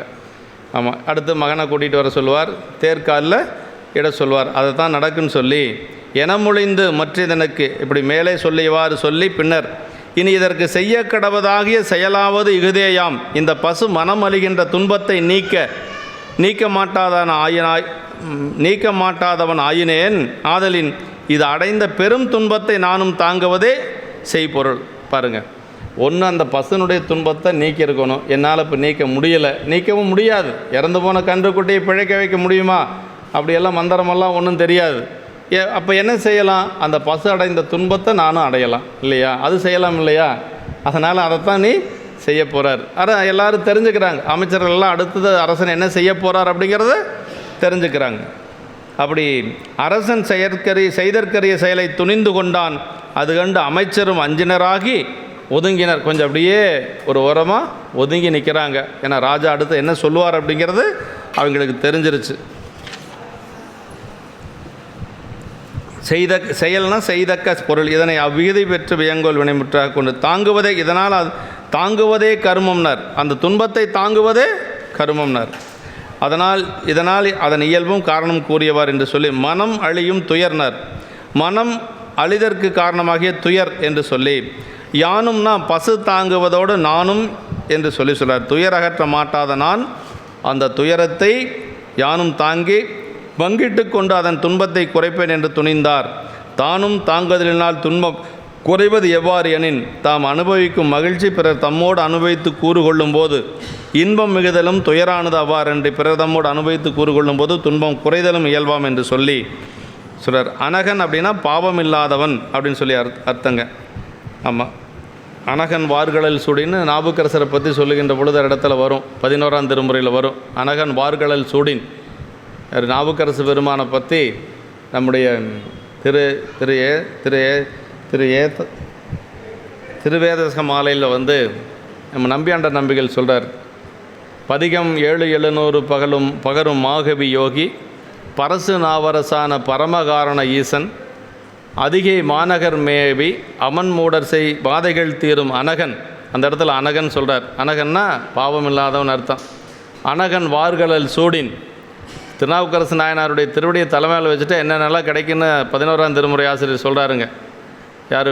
நம்முடைய நம்பியாண்டார் நம்பிகள் சொல்கிறார். அனகன் வார்கழல் சூடின் நிதியராகவர் சீர்மையுடையராகவர் பாவம் வெறியராகவர் சால மதியராகவர் ஈசன் அடியராகவர் பாரில் மனிதரானவர் தாமே அப்படிங்கிறார். சாமியை கும்பிட்டா என்னென்ன கிடைக்குமோ அத்தனை நாவுக்கரசு பெருமான் திருவடி வணங்கினாவே கிடைக்கும். அனகன் வார்கழல் சூடி நிதியராகுவர் சீர்மையுடையராகுவர் பாவம் வெறியராகுவர் சால மதியராகுவர் ஈசன் அடியராகுவர் பாரில் மனிதரானவர் தாமே என்று சொல்லி சாமிகிட்ட போகிறதுக்கு முன்னாடி இங்கே பரமாச்சாரியர்கள் 4 பேர் இருக்காங்க பாருங்கள். அவங்ககிட்ட போனாவே நமக்கு எல்லாம் கிடைக்கும் அப்படின்னு சொல்கிறார். ஆமாம், இப்படி அனகன் அப்படின்னு சொல்லி இந்த இடத்துல பாவம் இல்லாதவன் என்று சொல்கிறார். அவர் கொல்லும் அதுவே செயல் என்று சொல்லி அரசனும் கொலை துணிந்தான் ஆதலின் இச்செயலும் மகன் செயல் போன்று பாவச் செயல்தானே என்று ஐயுறம் உருவாருக்கு இது அவ்வாறு ஆகாது. இது நீதியின் பொருட்டாக செய்யக்கூடியது. அதனால் இது கொலையில் வராது. ஏன்னா மகன் செய்ததையே அப்பாவும் செய்கிறாரே, ரெண்டும் ஒன்று தானே அப்படின்னு சொல்ல நினைக்கக்கூடாது. நீதியை காப்பாற்றுவதற்காக செய்யக்கூடியது. இதுக்கு பேர் கொலை அல்ல, தர்மம். அதான் அவனது உயிர் நரகத்தில் புகாத அரசு தண்டனையின் வழி அதற்கு நற்கதி அளித்தலாலும் பசுவின் துயரத்தை பகிர்ந்து கொள்வதன் மூலம் ஒரு உயிரினது துன்பத்துக்கு குறைத்தலாலும் இது புண்ணியமே என்று சொல்கிறாருங்க. இது பற்றிய இங்கு அரசனை அனகன் என்ற பெயரால் கூறினார். குற்றம் செய்தார் அரசனால் தண்டிக்கப்படின் அவர்கள் செய்த பாவத்துக்கு நரக தண்டனையிலிருந்து விடுபன்று. அதாவது ஒரு உலகியலில் ஒரு செய்தி சொல்லுவாங்க. புராணத்தில் ஐயா ஒரு இடத்துல எழுதியிருக்கார், எங்கேயும் எனக்கு ஞாபகம் இல்லை. ஒருத்தன் இறந்து சொர்க்கத்துக்கு போனானா, சொர்க்கத்துக்கு போன குற்றம் செஞ்சு அந்த மரண தண்டனை அடைந்த அந்த குற்றவாளியும் சொர்க்கத்தில் இருந்தானா, தீர்ப்பு கொடுத்த நீதிபதியும் சொர்க்கத்தில் இருந்தானா. எப்படிங்க 2 பேரும் சொர்க்கத்தில் இருக்க முடியும்னா, நல்ல தீர்ப்பை கொடுத்ததுனால நீதிபதி சொர்க்கத்துக்கு போனான், தண்டனையை மனம் ஏற்று அதை அனுபவித்ததுனால இவனும் அரசு தண்டனைங்கிறதுனால இவனும் சொர்க்கத்துக்கு போனானா. இவன் தண்டனை அனுபவித்ததுனால சொர்க்கத்துக்கு போனான், அவன் நல்ல தீர்ப்பை கொடுத்ததுக்காக சொர்க்கத்துக்கு போனானா. அதனால் அப்படி ஒரு தீர்ப்பு அப்படின்னு வருகின்ற பொழுது பாவச்செயல் அப்படிங்கிறதெல்லாம் பார்க்க முடியாது. எது நீதியோ அதைத்தான் சொல்ல முடியும். அனகன்னா பேரறிவாளன். இப்போ மன்னவந்தன் மைந்தனையங் அழைத்தொரு மந்திரி தன்னை முன்னிவனை அவ்வீதி முரண் தேர்க்கால் ஊர்க என அன்னவனும் அது செய்யாது அகன்று தன் ஆருயிர் துறப்ப தன்னுடைய குலமகனை தான் கொண்டு மறுகணைந்தான். இப்போ என்ன பண்ணுறார் அப்படின்னா, ஒரு மந்திரியை அழைக்கிறாரு. மந்திரியை அழைத்து தன் மகனை அழைத்து வரச் செய்து மந்திரி ஒருவனை நோக்கி, இவனை அந்த வீதியிலே வலிய தேர்காலின் கீழ் கிடத்தி தேரை இவன் மீதில் ஊர்ந்து விடுக என்று கட்டளையிட, ஒரு மந்திரியை கூப்பிட்டு என்ன சொல்கிறாருன்னா, இவனை என்ன பண்ணுறீன்னா, என்னுடைய மகனை வீதி விடங்கனை அந்த தேர் சக்கரத்துக்கு காலில் கிடத்தி அவன் மேலே தேரை ஓட்டு அப்படின்னு சொல்கிறார். இப்போ அந்த மந்திரி என்ன பண்ணுறார் அப்படின்னா, குழந்தையிலிருந்து அவர் பார்க்குறார். இந்த மாதிரி குழந்தையிலிருந்து வீதி விடங்கன் விளையாடிட்டு இருந்திருப்பார் இல்லையா, அப்படி குழந்தையிலிருந்து பார்க்கக்கூடிய அந்த இளவரசனை மேலே தேரை ஏற்ற முடியுமா என்ன? ஏற்றவே முடியாது. ஏன்னா அப்படி கொஞ்சம் விளையாடிட்டு இருந்திருப்பாங்க, அது எல்லா பக்கம் சுற்றிட்டு இருந்திருக்கு இல்லையா. இப்போ என்னென்னா, அரசனுடைய கட்டளையை செய்தாகணும். அப்படி செய்யாமல் இருக்கிறது அரச குற்றம் இல்லைங்களா. அதனால் மந்திரி என்ன பண்ணார்னா, தன்னுடைய உயிரை தானே போக்கிட்டார். அவர் தன்னை குத்தி அவர் முதல்ல இறந்து போயிட்டார். சரி, இன்னொரு மந்திரியை கூப்பிட்டு சொன்னால் அவனும் இதைத்தான் செய்வான்னு இவருக்கு தெரியும். யாருக்கு? மனுநீதிக்கு தெரியும். அதனால் என்ன பண்ணார்னா, தன்னுடைய மகனை தானே போய் அழைச்சிட்டு இப்போ அந்த இடத்துல கிடத்துறாரு. அதுதான் பெரிய இதுங்க. அதாவது முன்னிவனை அவ்வீதி முரண் தேர்க்கால் ஊர்க என அன்னவனும் அது செய்யாது அகன்று தன்னாருயிர் துறப்ப தன்னுடைய குலமகனை தான் கொண்டு மறுகணைந்தான்னார். ஏன்னா வேறு யாருக்கிட்ட சொன்னாலும் இதுதான் நடக்கும். அதனால் இவ்வாறு செய்ய துணிந்தார். தன் மகனை அழைத்து வரச் செய்து மந்திரி ஒருவனை நோக்கி, இவனை அந்த வீதியிலே வலிய தேர்காலின் கீழ் கிடத்தி தேரை இவன் மீதில் ஊர்ந்து விடுக என்று கட்டளையிட, அந்த அமைச்சனும் அது செய்யாது போய் தன் அரிய உயிர் துறந்தானாக தன் குலமகனை முறை செய்தற்காக தானே கொண்ட வீதியில் சென்று சேர்ந்தான் என்று சொல்லி, தன்னுடைய மகன் அப்படிங்கிறதெல்லாம் பார்க்கலை. அந்த குலத்துக்கே அந்த ஒரே குழந்தை தான் இருக்குது, வேறு குழந்தையே கிடையாது. அதெல்லாம் அவர் யோசிக்கலை. ஒரு மந்திரினா முதிர்ந்த கேள்வி தொன்னறி அமைச்சன் என்று சொல்கிறாருங்க. அவ்வீதி பசுக்கன்று தேர்காலின் உறப்பெற்ற இரத்தற்கிடமாகி அந்த வீதி, அந்த பசுவனுடைய கன்றுக்குட்டி எங்கே இறந்ததோ அதே இடத்துல வைத்து ஊறுவதற்கு தன்னுடைய மகனை அழைத்து கொண்டு வந்தாச்சு மனுநீதி என்று சொல்லி. இப்படியெல்லாம் மனுநீதி சோழருடைய பெருமை இருக்கிற பொழுது, ஆமாம், இருக்கிறவங்க எல்லாரும் திருவாரூர்கார் அப்படிங்கிறதுனால மனுநீதி சோழருடைய ஆட்சி, மனுநீதி சோழருடைய ஆட்சின்னு என்ன ஆட்சி, அது என்ன இது என்ன நினச்சி பார்க்க முடியுமா?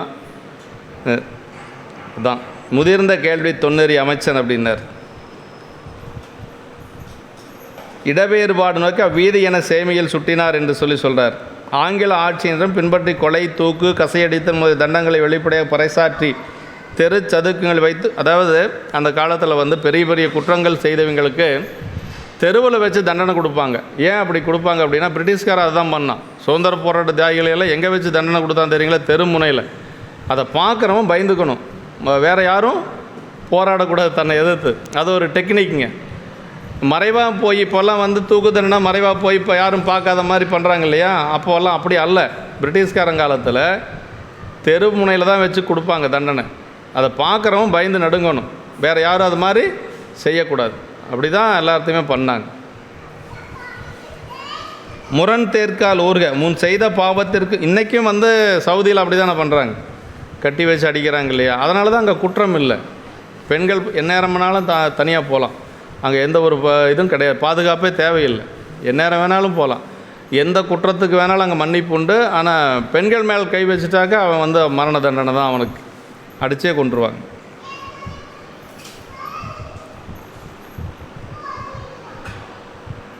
அதாவது கொலை முதலிய பெருங்குற்றம் செய்தாரை பிறர்க்கு எடுத்துக்காட்டாக இருக்கும் பொருட்டு அக்குற்றம் நிகழ்ந்த அந்த இடத்தில் முறை செய்தல் அந்நாள் நீதி வழக்கு என்று சொல்கிறார். முரண் தேர்க்கால் ஊர்க, முன் செய்து பாவத்திற்கு முரணாக தேர்க்காலின் கீழ் கிடத்தி ஊர்ந்து விடு என்பது குறிப்பு என்று சொல்லி, செய்தாருக்கு செய்தபடி தண்டம் விதித்தல் அப்படிங்கிறது ஒரு விதி. அவன் என்ன செஞ்சானோ அதே மாதிரி தண்டனை கொடுக்கறது, அது ஒரு விதியாக இருந்திருக்குது. அதனால் தேர்க்காலில் சொல்கிறார், அது செய்யாது தன் உயிர் துறப்பனர். இது குற்றத்திற்கு தீர்வு அறநூல்படி மகனை நிறுத்துவித்தலே யாம் என்று தாம் அறிந்தவாறு சொல்லி அமைச்சர்களிலே தலைவனான இந்த அமைச்சனுக்கு தன் மனத்தின் உண்மைக்கு மாறுபாடான செயல் செய்ய மனம் ஒருப்படவில்லை. தன்னுடைய மனசுக்கு மாறுபாடான இந்த செயலை செய்கிறதுக்கு அவனுக்கு மனசு வரல. அது மட்டுமல்ல, தவத்தால் பிறந்த அரசகுமாரனாயும் தன் எசமானனாயும் உள்ள அந்த குழந்தைய தேர்காலில் ஊர்தலாகிய அரிய செய்யல் அவன் மனம் துணியவில்லை. ஆனால் அரசன் ஆணைப்படி செய்யாமல் இருந்து அதன் பொருட்டு அரசன் தன்னை முறை செய்ய நின்ற மானம் அழிவதற்கும் ஒருப்படவில்லை. இது செய்யாத போனால் அரசன் அவருக்கு என்ன தண்டனை கொடுப்பார்? மரண தண்டனை கொடுப்பார். ஏன்னா அரசாங்கத்தினுடைய ஒரு செயலை செய்யலை, கடமை செய்யலைன்னா மரண தண்டனை கிடைக்கும். அதுக்கும் அவனுக்கு மனசு வரல. அதனால் தன்னுடைய உயிரை தானே அந்த அமைச்சன் போக்கிக்கிறான். தன்னுயிர் நீப்பினும் செய்யற்க தான் பெரிது இன்னுயிர் நீக்கும் வினை அப்படின்னு வள்ளுவ பெருமான் சொல்கிறார். தன்னுடைய உயிர் போனாலும் பரவாயில்ல, பிற உயிர் போவதற்கான செயலை நாம் செய்யக்கூடாது என்று சொல்லி வள்ளுவ பெருமானுடைய உலகியல் அறத்திலையும் சொல்லப்பட்டிருக்கு. குறள் நீதி. தற்கொலை செய்து கொள்ளல் பெரும் பாவமே ஆயினும் தன் உயிரினும் சிறந்ததாய் தான் கொண்ட கொள்கையும் மானமும் அழிபட வாராமல் காத்திருக்கும் அரசன் ஆணை. சைவத்தில் இன்னொரு நல்லா தெரிஞ்சுக்கணுங்க, தற்கொலை செஞ்சால் முக்தி கிடையாது. சைவத்தில் தற்கொலைக்கு இடமே கிடையாது. இந்த உயிரை நம்மளே போக்கிக் கொள்வதற்கு நமக்கு எந்த ஒரு அதிகாரமும் இல்லை. அப்படி தற்கொலை செய்தால் கண்டிப்பாக மீண்டும் பிறப்பு தான் வரணும். அப்படியே நேரடியாக முக்தி கிடையாது. எப்படிப்பட்ட ஆன்மா இருந்தாலும் தன்னுடைய உயிரை தானே போக்கிக் கொள்வதற்கு எந்த ஒரு உரிமையும் நமக்கு இல்லை. அது எப்போ போகுதோ அப்போ தான் போகணும். அதனால் தற்கொலை அப்படிங்கிறது சைவத்தில் ஏற்றுக்கொள்ளப்படுவதே இல்லை. சோமேசர் முதுமொழி வெண்பால் ஒன்று சொல்கிறார். சோமேசர் முதுமொழி வெண்பாங்கிறது மாதவ சிவஞான முனிவர் பாடினது. திருக்குறளையும் பெரிய புராணத்தை எடுத்து வர மாதிரி பாடினது. வேந்து மத தேர்க்காடு விடலஞ்சி வேந்து மத தேர்க்கால் விடலஞ்சி மந்திரிதான் சோர்ந்து தனது ஆவி விட்டான் சோமேசா என்று சொல்லி சோமேசர் முதுமொழி வெண்பாவில் சிவஞான முனிவர் சொல்கிறாருங்க. வேந்து மக தேர்க்கால், அப்படியே அந்த தேர்க்காலில் வேந்தனுடைய மகனை இடுவதற்கு அஞ்சி மந்திரி என்ன பண்ணார்? தன்னுடைய உயிரை விட்டான் என்று சொல்லி சோமேசா என்று சொல்லி மாதவ சிவஞான முனிவர் சொல்கிறார். குல மகன்னா குலத்தை தன் வழி நீடிக்க செய்ய வல்ல மகன். மகனை அழைத்த அரசன் அவனை விசாரியாமலே தண்டம் விதித்தல் தகுதியாமோ எனின் இந்நிகழ்ச்சி யாவும் அறிந்துள்ளான் முதிர்ந்த கேள்வி தொன்னறி அமைச்சர் கூறியவற்றாலும் பசு இடரால் வெபுயிர்த்து கதறி மணியை எறிந்து விழுந்த நேரே கண்டதனாலும். அதாவது மகனை அழைச்சி உடனே தேர்க்காலில் படுக்க சொன்னார். அந்த குழந்தையும் படுத்துருச்சு. இது முறையா என்னென்றால் விசாரிக்கணும்ல அப்படின்னா ஏற்கனவே அமைச்சர் சொல்லிட்டார், தொன்னறி அமைச்சன். இன்னொன்று அந்த பசுவும் தன்னுடைய துன்பம் தாங்காமல் போய் மணி அடிச்சிருக்கு. அதனால் விசாரணை எல்லாம் ஒன்றும் தேவையில்லை, நேரடியாக தண்டனை கொடுக்கறது ஒன்றும் குற்றம் இல்லை என்று சொல்லி சொல்கிறார். இந்த பாட்டு தான் 44வது பாட்டு. அருமையான திருப்பாட்டு. ஒரு மைந்தன் தன் குலத்துக்கு உள்ளான் என்பதும் உணரான் தருமந்தன் வழி செல்கை கடன் என்று தன்மைந்தன் மருமந்தன் தேராலி உறவூர்ந்தான் மனுவேந்தன் அருமந்த அரசாட்சி அரிதோ மற்ற எளிதோதான். சேக்கிழ பெருமான் கேட்கிறார். ஒரே ஒரு இந்த குலத்துக்கு ஒரே ஒரு மகன், அதான் சொல்கிறார், ஒரு மைந்தன் தன் குலத்துக்கு உள்ளான் என்பதும் உணரான்னார். ஏன்னா நமக்கு ஒரே குழந்தை தான் இருக்குது. நமக்கு மட்டுமல்ல, சோழர் குலத்துக்கே அந்த ஒரு குழந்தை தான் வாரிசு. அந்த குழந்தை இல்லைன்னா சோழ வம்சமே முடிஞ்சு போச்சு. அதை பற்றியெல்லாம் அவர் கவலைப்படவே இல்லை. அதான் சொல்கிறார், அவ்வாறு அந்த வீதி அணைந்தான் ஆகிய மனுவேந்தன் தனது குலத்தை வளர்த்து வழிவழி செலுத்தற்குரியவனாய் தனக்கு மகனாயுள்ளான் இவ்வொருவனே என்ற செய்தியை மனத்திலே உணராதவனாகி தருமந்தன் வழி செல்லியை கடனென்று தன்மைந்தனர். தர்மன் தன் வழியிலே செல்வதே கடமை என்ற ஒரே எண்ணத்தை உடையவனாய் தன் மகனை தன்மைந்தன் மருமந்தன் தேராலி உறவூர்ந்தான் மருமம்னா இந்த நெஞ்சுங்க. எந்த இடத்துல வச்சு ஊர்ந்துருக்கிறார் பாருங்க. மற்ற இடத்துல எல்லாம் வச்சு ஊர்ந்தால் ஏதோ உயிர் பிழைத்தாலும் பிழைச்சிருவார்னு சொல்லி அப்படி நெஞ்சில் வச்சு தேர செலுத்தினாராம் மனுநீதி. அதான் சொல்கிற மருமந்தன் தேராலி உறவூர்ந்தான் மனுவேந்தன் அப்படி சொல்கிறாரு. அதை வீதியில் கிடத்தி அவனுடைய மார்பிலே தனது தேர் சக்கரம் ஏறி செல்லும்படி தனது தேரை ஊர்ந்தனன் உலகத்துக்கும் அருமருந்து போன்ற அரசாட்சி செய்வதற்கு அரியதோ எளியதோ என்பது சிந்தித்தற்குரியது. அப்படின்னா இன்றைக்கி ஒரு அரசருக்கு கூட வாரிசு இல்லை இருக்காது. இன்றைக்கி உலகத்தில் இப்படியெல்லாம் ஆட்சி செய்கிறதுனா ஒருத்தருக்கு கூட வாரிசு இருக்காது. ஆமாம், அப்படி இவ்வளோ அதான் இந்த இடத்துல கேட்குறாரு, இப்படியெல்லாம் அரசாட்சி செய்கிறது ரொம்ப சாதாரணமான எளிமையான காரியமா அப்படின்னா இல்லை, ரொம்ப அரிதான காரியம் அப்படின்னு சொல்கிறார். ஒரு மைந்தன் தன்குலத்துக்கு உள்ளான் என்பதும் இவன் தனக்கு ஒரே மகனாதலின் இவனை தேர்காலில் ஊர்ந்து விடில் தனது குலம் வழி செல்ல வேறு மகனில்லாது தன்னோடு நின்றுவிடும் என்ற செய்தியினையும் அரசனுக்கு தெரியாத என்ன. ஆனால் அதையெல்லாம் அவர் சிந்திக்கவே இல்லை. தர்மம் தன் வழி செல்கை அப்படின்னார். தர்மத்தின் வழியிலே செல்ல வேண்டும், அறநெறியிலே செல்லுதலே தன்னுடைய கடமை என்று சொல்லி தன் வழி என்பதை தனது வழியிலே என்று கொண்டு இது செய்யானாயின் தர்மம் தன்னோடு வழியற்று நின்றுவிடும் என்று சொல்லி அவ்வாறு நின்று விடாது தனக்கு பின்னும் நிலவுவதாய் தன் வழியாக நடந்து செல்லும்படி செலுத்துவதே கடன் என்று சொல்கிறார். தர்மம் இதோடு நின்று போயிடும். அதனால் தர்மம் நிற்காமல் அதனுடைய வழியில் அது செல்லணும், அதுக்கு நாம் தடையாக இருக்கக்கூடாது என்று சொல்லி தன்னுடைய மகனுடைய அந்த நெஞ்சின் மீது வைத்து தேரை ஊர்ந்தான் என்று சொல்கிறாருங்க. கடன் என்றார் உணரானாகி குறித்த கடமையாக ஒன்றே செய்யத்தக்கது என்று துணிது. என் கடன் பணி செய்து கிடப்பதேன்னு அப்பர்சாமி சொல்கிறார் இல்லைங்களா. அப்படி இறைவன் ஆணையிட்ட அறத்தின் வழி நிற்றல் தன்னுடைய கடன் என்று சொல்லி இந்த அரசர் சொல்கிறாருங்க. மர்மம்னா மார்பு. தன் தேராலி மைந்தன் மர்மம் என்று சொல்லி ஆலியை அவன் தோளிலே ஏற்றதற்கு மாறாக, அதாவது அரச நீதி அப்படி அரச ஆலி அப்படின்னு சொல்லுவாங்க. அரச சக்கரம் இல்லைங்களா, நீதி தர்ம சக்கரம் அப்படின்னு சொல்லுவாங்க. அதை தலை மேலே வைக்கிறதுக்கு பதிலாக நெஞ்சிலியாக ஏற்றுறது அப்படின்னு சொல்லி கேட்கிறார். ஆமாம், தலை மேலே வைக்க வேண்டிய சக்கரத்தை நெஞ்சு மேலே ஏற்றி குழந்தைய இது பண்ணார் என்று சொல்லி ஊர்ந்தான் மனுவேந்தன் என்று சொல்கிறார். அரசன் துணிந்ததும் அணைந்ததும் ஊர்ந்ததும் ஒன்றன்பின் ஒன்றாய் அடுத்து விரைவில் தொடர்ந்து முடிவு பெற்றன என்று சொல்கிறார்.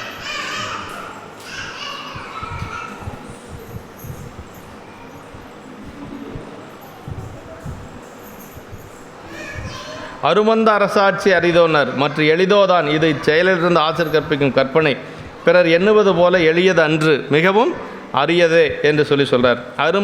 அருமருந்தன்ன என்பதன் மறு என்று சொல்லி அரிய மருந்து போன்று அருமருந்து நோய்ப்பயம் தீர்த்து மேலும் வாராமல் காப்பது போல அரசாட்சியும் 5 பயத்தையும் தீர்த்து அறத்தை பிறழாமல் காப்பதனால் அருமருந்தன்ன என்று சொல்லி இறைவனை அடியார்தாம் அல்லல் தீர்க்கும் அருமருந்தை தேவாரத்தில் வருது இல்லைங்களா. தில்லை தேவாரத்தில் அருந்துணையை அடியார்தம் அல்லல் தீர்க்கும் அருமருந்தை என்று சொல்லி நாவுக்கரசு பெருமான் பாடுறார்.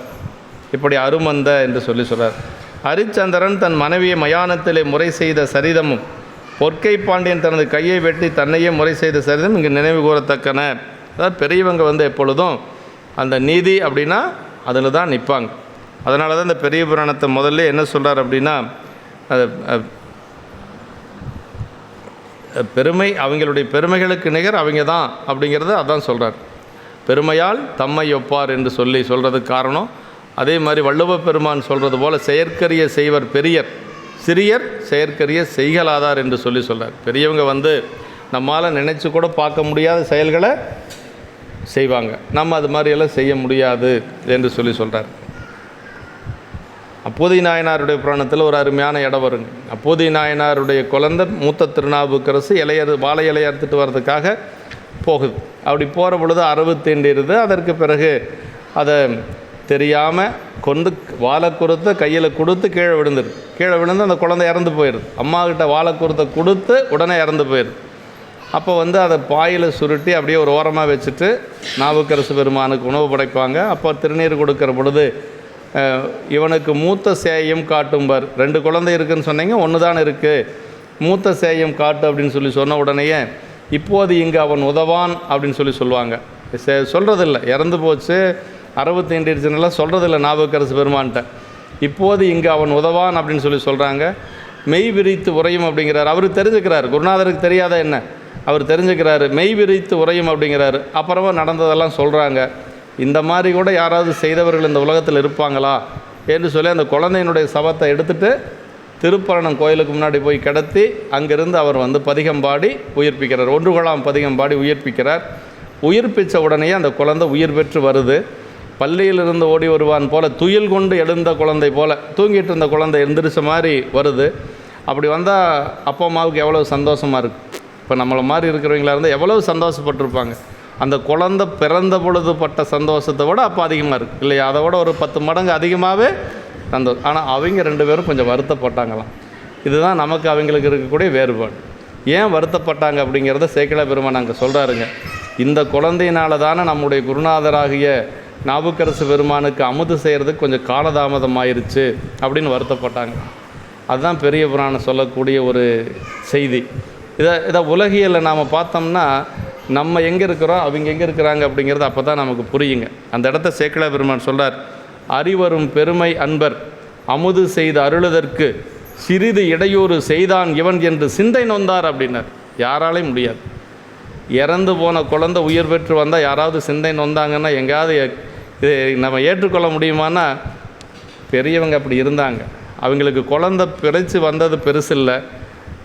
நாவுக்கரசு பெருமானுக்கு அமுது படைக்கிறதுக்கு காலதாமதமாகிறதுக்கு இந்த குழந்தை தான் காரணம் அப்படின்னு சொல்லி நினைக்கிறாங்க. இதே மாதிரி தான் நம்முடைய சிறு தொண்ட நாயனாருடைய புராணத்துலேயும் இதே மாதிரி தான் குழந்தை அதை வந்தவர் என்ன சொல்கிறார் அப்படின்னா, நாம் உண்பது நரபலி, அதாவது 5 வயது நிரம்பிய குழந்தை, வீட்டுக்கு ஒரே குழந்தையாக இருக்கணும், அங்கே ஊனம் எதுவும் இருக்கக்கூடாது, அது தாய் பிடிக்க தந்தை அறியணும், அப்புறம் அந்த 3 பேரும் மனம் உவந்து செய்யணும். அப்படின்னா அப்பா அம்மா அப்புறம் அந்த குழந்தை 3 பேரும் மகிழ்ச்சியாக இருக்கிற பொழுது அறிஞ்சாதான் சாப்பிடுவேன் அப்படின்னு சொல்லிடுறார். அது தாய் பிடிக்க தந்தை அறியறதுங்கிறது நடக்குமா என்ன? ஆனால் அவர் என்ன சொல்கிறாருன்னா, சிறு தொண்ட நாயனார் என்னால் முடியும் அப்படின்னு சொல்லிட்டு வர்றார். அவர் என்ன சொல்கிறார், என்னை ஊட்டுவிக்க உன்னால் இயலாது அப்படின்னு சொல்கிறார் வந்தவர், காபாலிகராக வந்தவர். இல்லை என்னால் செய்ய முடியும் அப்படின்ட்டு சபதம் போட்டு வரார். வந்து அம்மாட்ட சொல்கிறார். அம்மா கொஞ்சம் விவரமான அம்மா, திருவெண்காட்டு நங்கை. அவங்க என்ன சொல்கிறாங்கன்னா, சரி எப்படி நீங்கள் சொல்லுங்கள் அப்படின்னு சொல்லி கேட்குறாங்க. அம்மா பணம் நிறையா கொடுத்தா குழந்தை கொடுத்துருவாங்க, நம்ம அறிஞ்சு அமுது படைச்சிடலாம் அப்படின்னு சொல்லி ஒரு சாதாரணமாக சொல்கிறார்.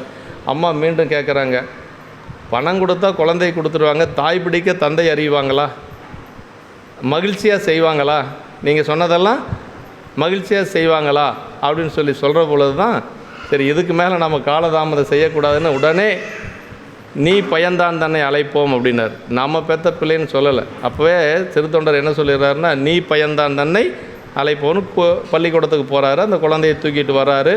அது எப்படி ஒரு கண்டிஷன் என்னென்னா, வந்தவர் எப்படி கண்டிஷன் போட்டிருக்காரு, மூவரும் மனம் உவந்துன்னார்.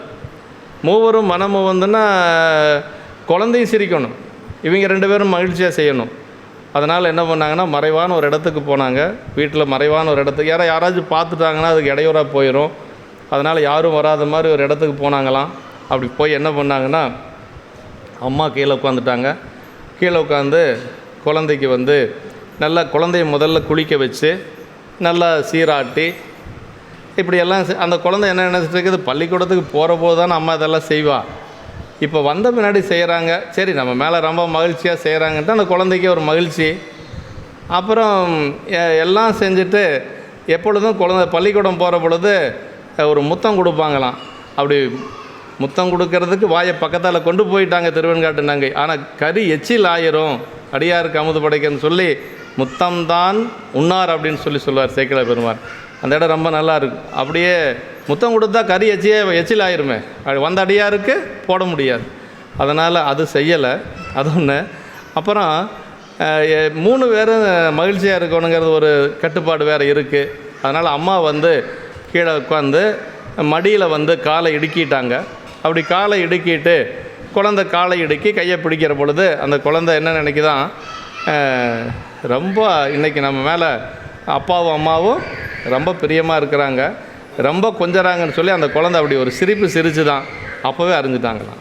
சேக்கிழார் பெருமான் அந்த இடத்த சொல்கிறார். ஏன்னா 3 பேரும் மன மகிழ்ச்சியோடு இருக்கணும் இல்லையா, அதுதான் சொல்கிறார். இனிய மலலை கிங்கிணிக்கால் 2 மடையின் புடை இடுக்கி கனிவாய் மைந்தன் கையிரண்டும் கையால் பிடிக்க காதலனும் நனிநீடு உவகை உருகின்றார் என்று நகை செய்யனர். அப்படி நனிநீடு உவகை உருகின்றார் என்று அப்படின்னா அப்பா அம்மா இன்றைக்கி நம்மளை ரொம்ப கொஞ்சறாங்கன்னு சொல்லி நனிநீடு உவகை உருகின்றார் என்று நகை செய்ய கொஞ்சம் அப்படி அந்த குழந்தை சிரிக்கிற மாதிரி சிரிச்சு தான் உடனே அறிஞ்சிட்டாங்க. நகை செய்ய தனிமா மகனை தாதையார் கருவி கொண்டு தலை அறிவார் அப்படின்னாரு. அந்த இடத்த அறிவார்னு ஏன் சொல்கிறாருன்னா, நானும் நிறைய பக்கம் பார்த்துட்டேன், யாரையும் குறை சொல்ல விரும்பலை. ஆனால் ஓதுவ மூர்த்திகள் தப்பாக தான் பாடுறாங்க. அறிந்தார் அறிந்தார்னே தான் சொல்கிறாங்க. அறிந்தார்னு சொல்லக்கூடாதுங்க. அறிந்தாருக்கு அறிவாருக்கு என்ன வேறுபாடு அப்படின்னா, அறிவார் அப்படிங்கிறது எதிர்கால வினைமுற்று. அப்படின்னா அந்த குழந்தைய அறிந்தார்னு சொல்ல சேக்கிழ பெருமானுக்கு மனசு வரல, அது சொல்ல முடியல அவரால். அறிந்தார் அப்படின்னா முடிஞ்சு போச்சு. அறிவார் அப்படின்னா எதிர்கால வினைமுற்றதுக்கு பேர்.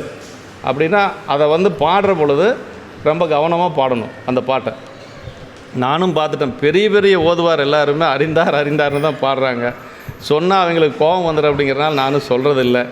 ஆனால் எப்படி இருக்குதுன்னா, நூலில் அறிவார் அப்படின்னு தான் இருக்குது. சிவக்கொன்னைய உரையில் எழுதுகிறார். அறிவார் அப்படிங்கிறதுக்கு அறிந்தார் அப்படிங்கிறதுக்கு என்ன வேறுபாடு அப்படிங்கிறத உரையில் எழுதுகிறாரு. அதனால் இதுக்கெல்லாம் என்ன அப்படின்னா, நம்மளை மாதிரி உலகில் இருக்கக்கூடியவங்க செய்யவே முடியாதுங்க. அதனால் நம்ம நாயன்மார் மாதிரி இவர் இருக்கிறார் அப்படின்னால யாரையும் நம்ம சொல்லக்கூடாது. அதான் வாரியார் சாமிகள் அதான் சொன்னார், நான் என்ன விதைச்ச நெல்லை எடுத்து வந்தடியாருக்கு உணவு போட்டேனா, இல்லை என்னுடைய மகனை அறிஞ்சு ஏதாவது வந்தடியாருக்கு நான் என்ன கறி படைச்சேனா, இல்லை என்னுடைய மனைவியைத்தான் வந்தடியார் கேட்டார்னு அனுப்புனேன்னா நான் என்ன செஞ்சேன்?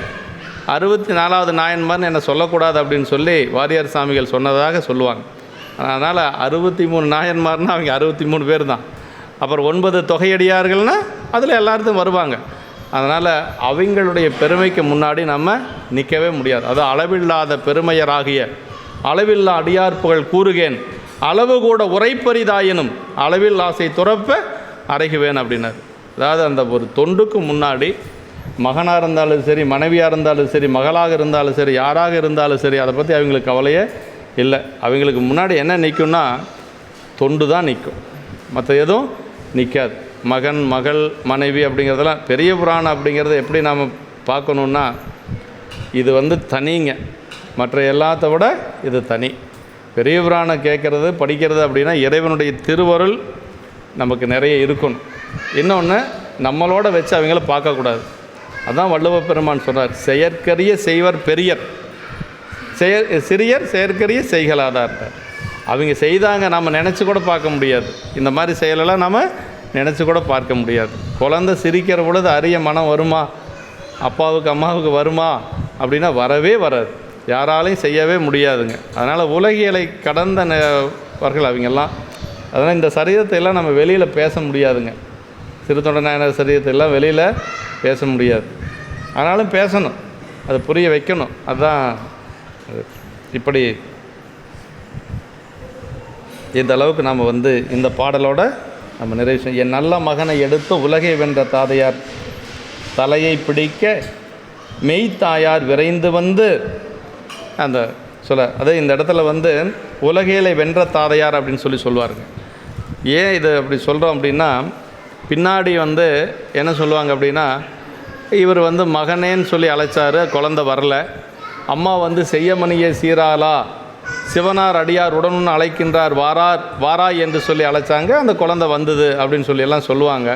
ஆனால் சிவக்கொன்னைய உரையில் என்ன சொல்கிறாருன்னா, அவருக்கெல்லாம் உலகியல் கிடையாது, பாசமெல்லாம் கிடையாது, உலகியலை வென்றவர் அப்படின்னு சொல்லி சொல்கிறார். அதனால் அவருக்கு புத்திர வாஞ்சை இருந்ததுன்னு சொன்னாவே நமக்கு பாவம். அதனால் 2 பேரும் ஒரே மாதிரி தான் அழைச்சாங்க. அந்த இடம் அருமையான இடம். வந்தவர் என்ன சொன்னார் அப்படின்னா, மாரியில் மகவு பெற்றீரேல் மைந்தன் தன்னை அலையும்னார். சாப்பிட்றதுக்கு அவர் உட்காந்துட்டார், கூட மகன் இருந்தால் மகனை வர சொல்லுப்பா அப்படின்னு சொல்லி கேட்குறாரு. அப்போ அவர் என்ன சொன்னார்னா, இங்கு அவன் இதை அப்பூதி நாயனாருடைய இது மாதிரி தான், இங்கு அவன் உதவான் அப்படின்னு சொல்லி சொன்னார். அவன் வந்தால் நாம் உண்பது நாடி அலையும், நீ என்ன பண்ணுவோ தெரியாது, அந்த குழந்தை வந்தால் தான் நான் சாப்பிடுவேன் அப்படின்னு சொல்லி சொன்னார். இவர் மாரியில் மைந்தன் தன்னை அலையும் சொன்ன உடனே குருநாதர் சொல்லிட்டார், குழந்தை வராதுன்னு தெரியும், ஆனாலும் வெளியில் போய் நின்று மைந்தா வருவாய் அப்படின்னு சொல்லி சொன்னார். தையலாரும் தலைவர் பணி நிற்பாராய் செய்யமணியை சீராளா சிவனார் அடியார் யா முன்னு வகையால் உடனொன்று அழைக்கின்றார் வாராய் என்று ஓலமிட அப்படின்னு. அம்மா அப்படியே அழுதுகிட்டே கூப்பிட்டு இப்போ என்னென்னா, அவர் போய் நின்று கூப்பிட்றாரு. இந்த செயல் 2 பேரும் சேர்ந்து செய்தது. இப்போ 2 பேரும் சேர்ந்து செயலை 2 பேரும் சேர்ந்து தானே அழைக்கணும். அவர் வரலைன்னெல்லாம் எந்த இடத்துலையும் சேக்கிழ பெருமான் எழுதலை. அவர் அழைச்ச உடனே அம்மாவும் போய் நின்று தையலாரும் தலைவர் பணி நிற்பாராய். அது ரொம்ப முக்கியங்க. கணவன் எவ்வளியோ மனைவி அவ்வளி. அந்த இடத்துல சொல்கிறார், தையலாரும் தலைவர் பணி நிற்பாராய் செய்ய மணியை சீராளா. அப்படி அம்மாவும் அழைச்சாங்க. அந்த குழந்தை பள்ளியிலிருந்து ஓடி வருவன் போல் வந்தான். இதுதான் நடந்தது. இந்த இடத்துல அவர் புத்திர வாஞ்சை இருந்தது, பாசத்தோடு அழைச்சார், குழந்தை வரல. அம்மா பாசம் இல்லாமல் அழைச்சாங்க, வந்தது அப்படின்னெல்லாம் சொல்லக்கூடாது. பெரியவங்க அப்படி சொல்கிறாங்க நிறைய பக்கம். அப்படி சொல்லக்கூடாது. 2 பேரும் ஒரே நிலையில் தான், நெறியில் தான் நின்னாங்க அப்படிங்கிறத உண்மை. அது மாதிரி இந்த இடத்துல மனுநீதி சோழர் மகன் மேலே பாசம் இல்லாமல் எல்லாம் இல்லை. அவருக்கு இருந்த பாசம் அளவற்ற பாசம். குழந்தை எப்படி வளர்த்தினார் அப்படிங்கிறதெல்லாம் நம்ம ஆரம்பத்தில் பார்த்தோம். ஆனால் நீதி அப்படின்னு சொல்லி வந்தாச்சுன்னா, நீதிக்கு முன்னாடி அந்த சொந்த பந்தம் அப்படிங்கிறதெல்லாம் கொஞ்சம் எடுத்து வச்சிடணும் அப்படிங்கிறது இந்த சரீரத்தில். அடுத்து நமக்கு அந்த குழந்தை எப்படி உயிர் பெற்றது அப்படிங்கிறதெல்லாம் பின்னாடி அடுத்த வகுப்பில் நம்ம சிந்திச்சுக்கலாம். இந்த அளவுக்கு நாம் இன்று நிறைவு செஞ்சுக்கலாங்க. என்றும் இன்பம் பெருகும் இயல்பினால் ஒன்று காதலித்துள்ளமும் ஓங்கிட மன்றுளார் அடியாரவர் வான்புகழ் நின்றதெங்கும் நிலவி உலகலாம் வான்மிகில் வளாது பெய்க மலிவலம் சுரக்க மன்னன் கோன்முறை அரசு செய்க குறைவிலாது உயிர்கள் வாழ்க நான்மறை அறங்கள் ஓங்க நற்றவம் வேள்வி மல்க மேன்மைகொள் சைவநீதி விளங்குக உலகமெல்லாம் மேன்மைகொள் சைவநீதி விளங்குக உலகமெல்லாம் மேன்மைகொள் சைவநீதி விளங்குக உலகம். திருச்சிற்றம்பலம்.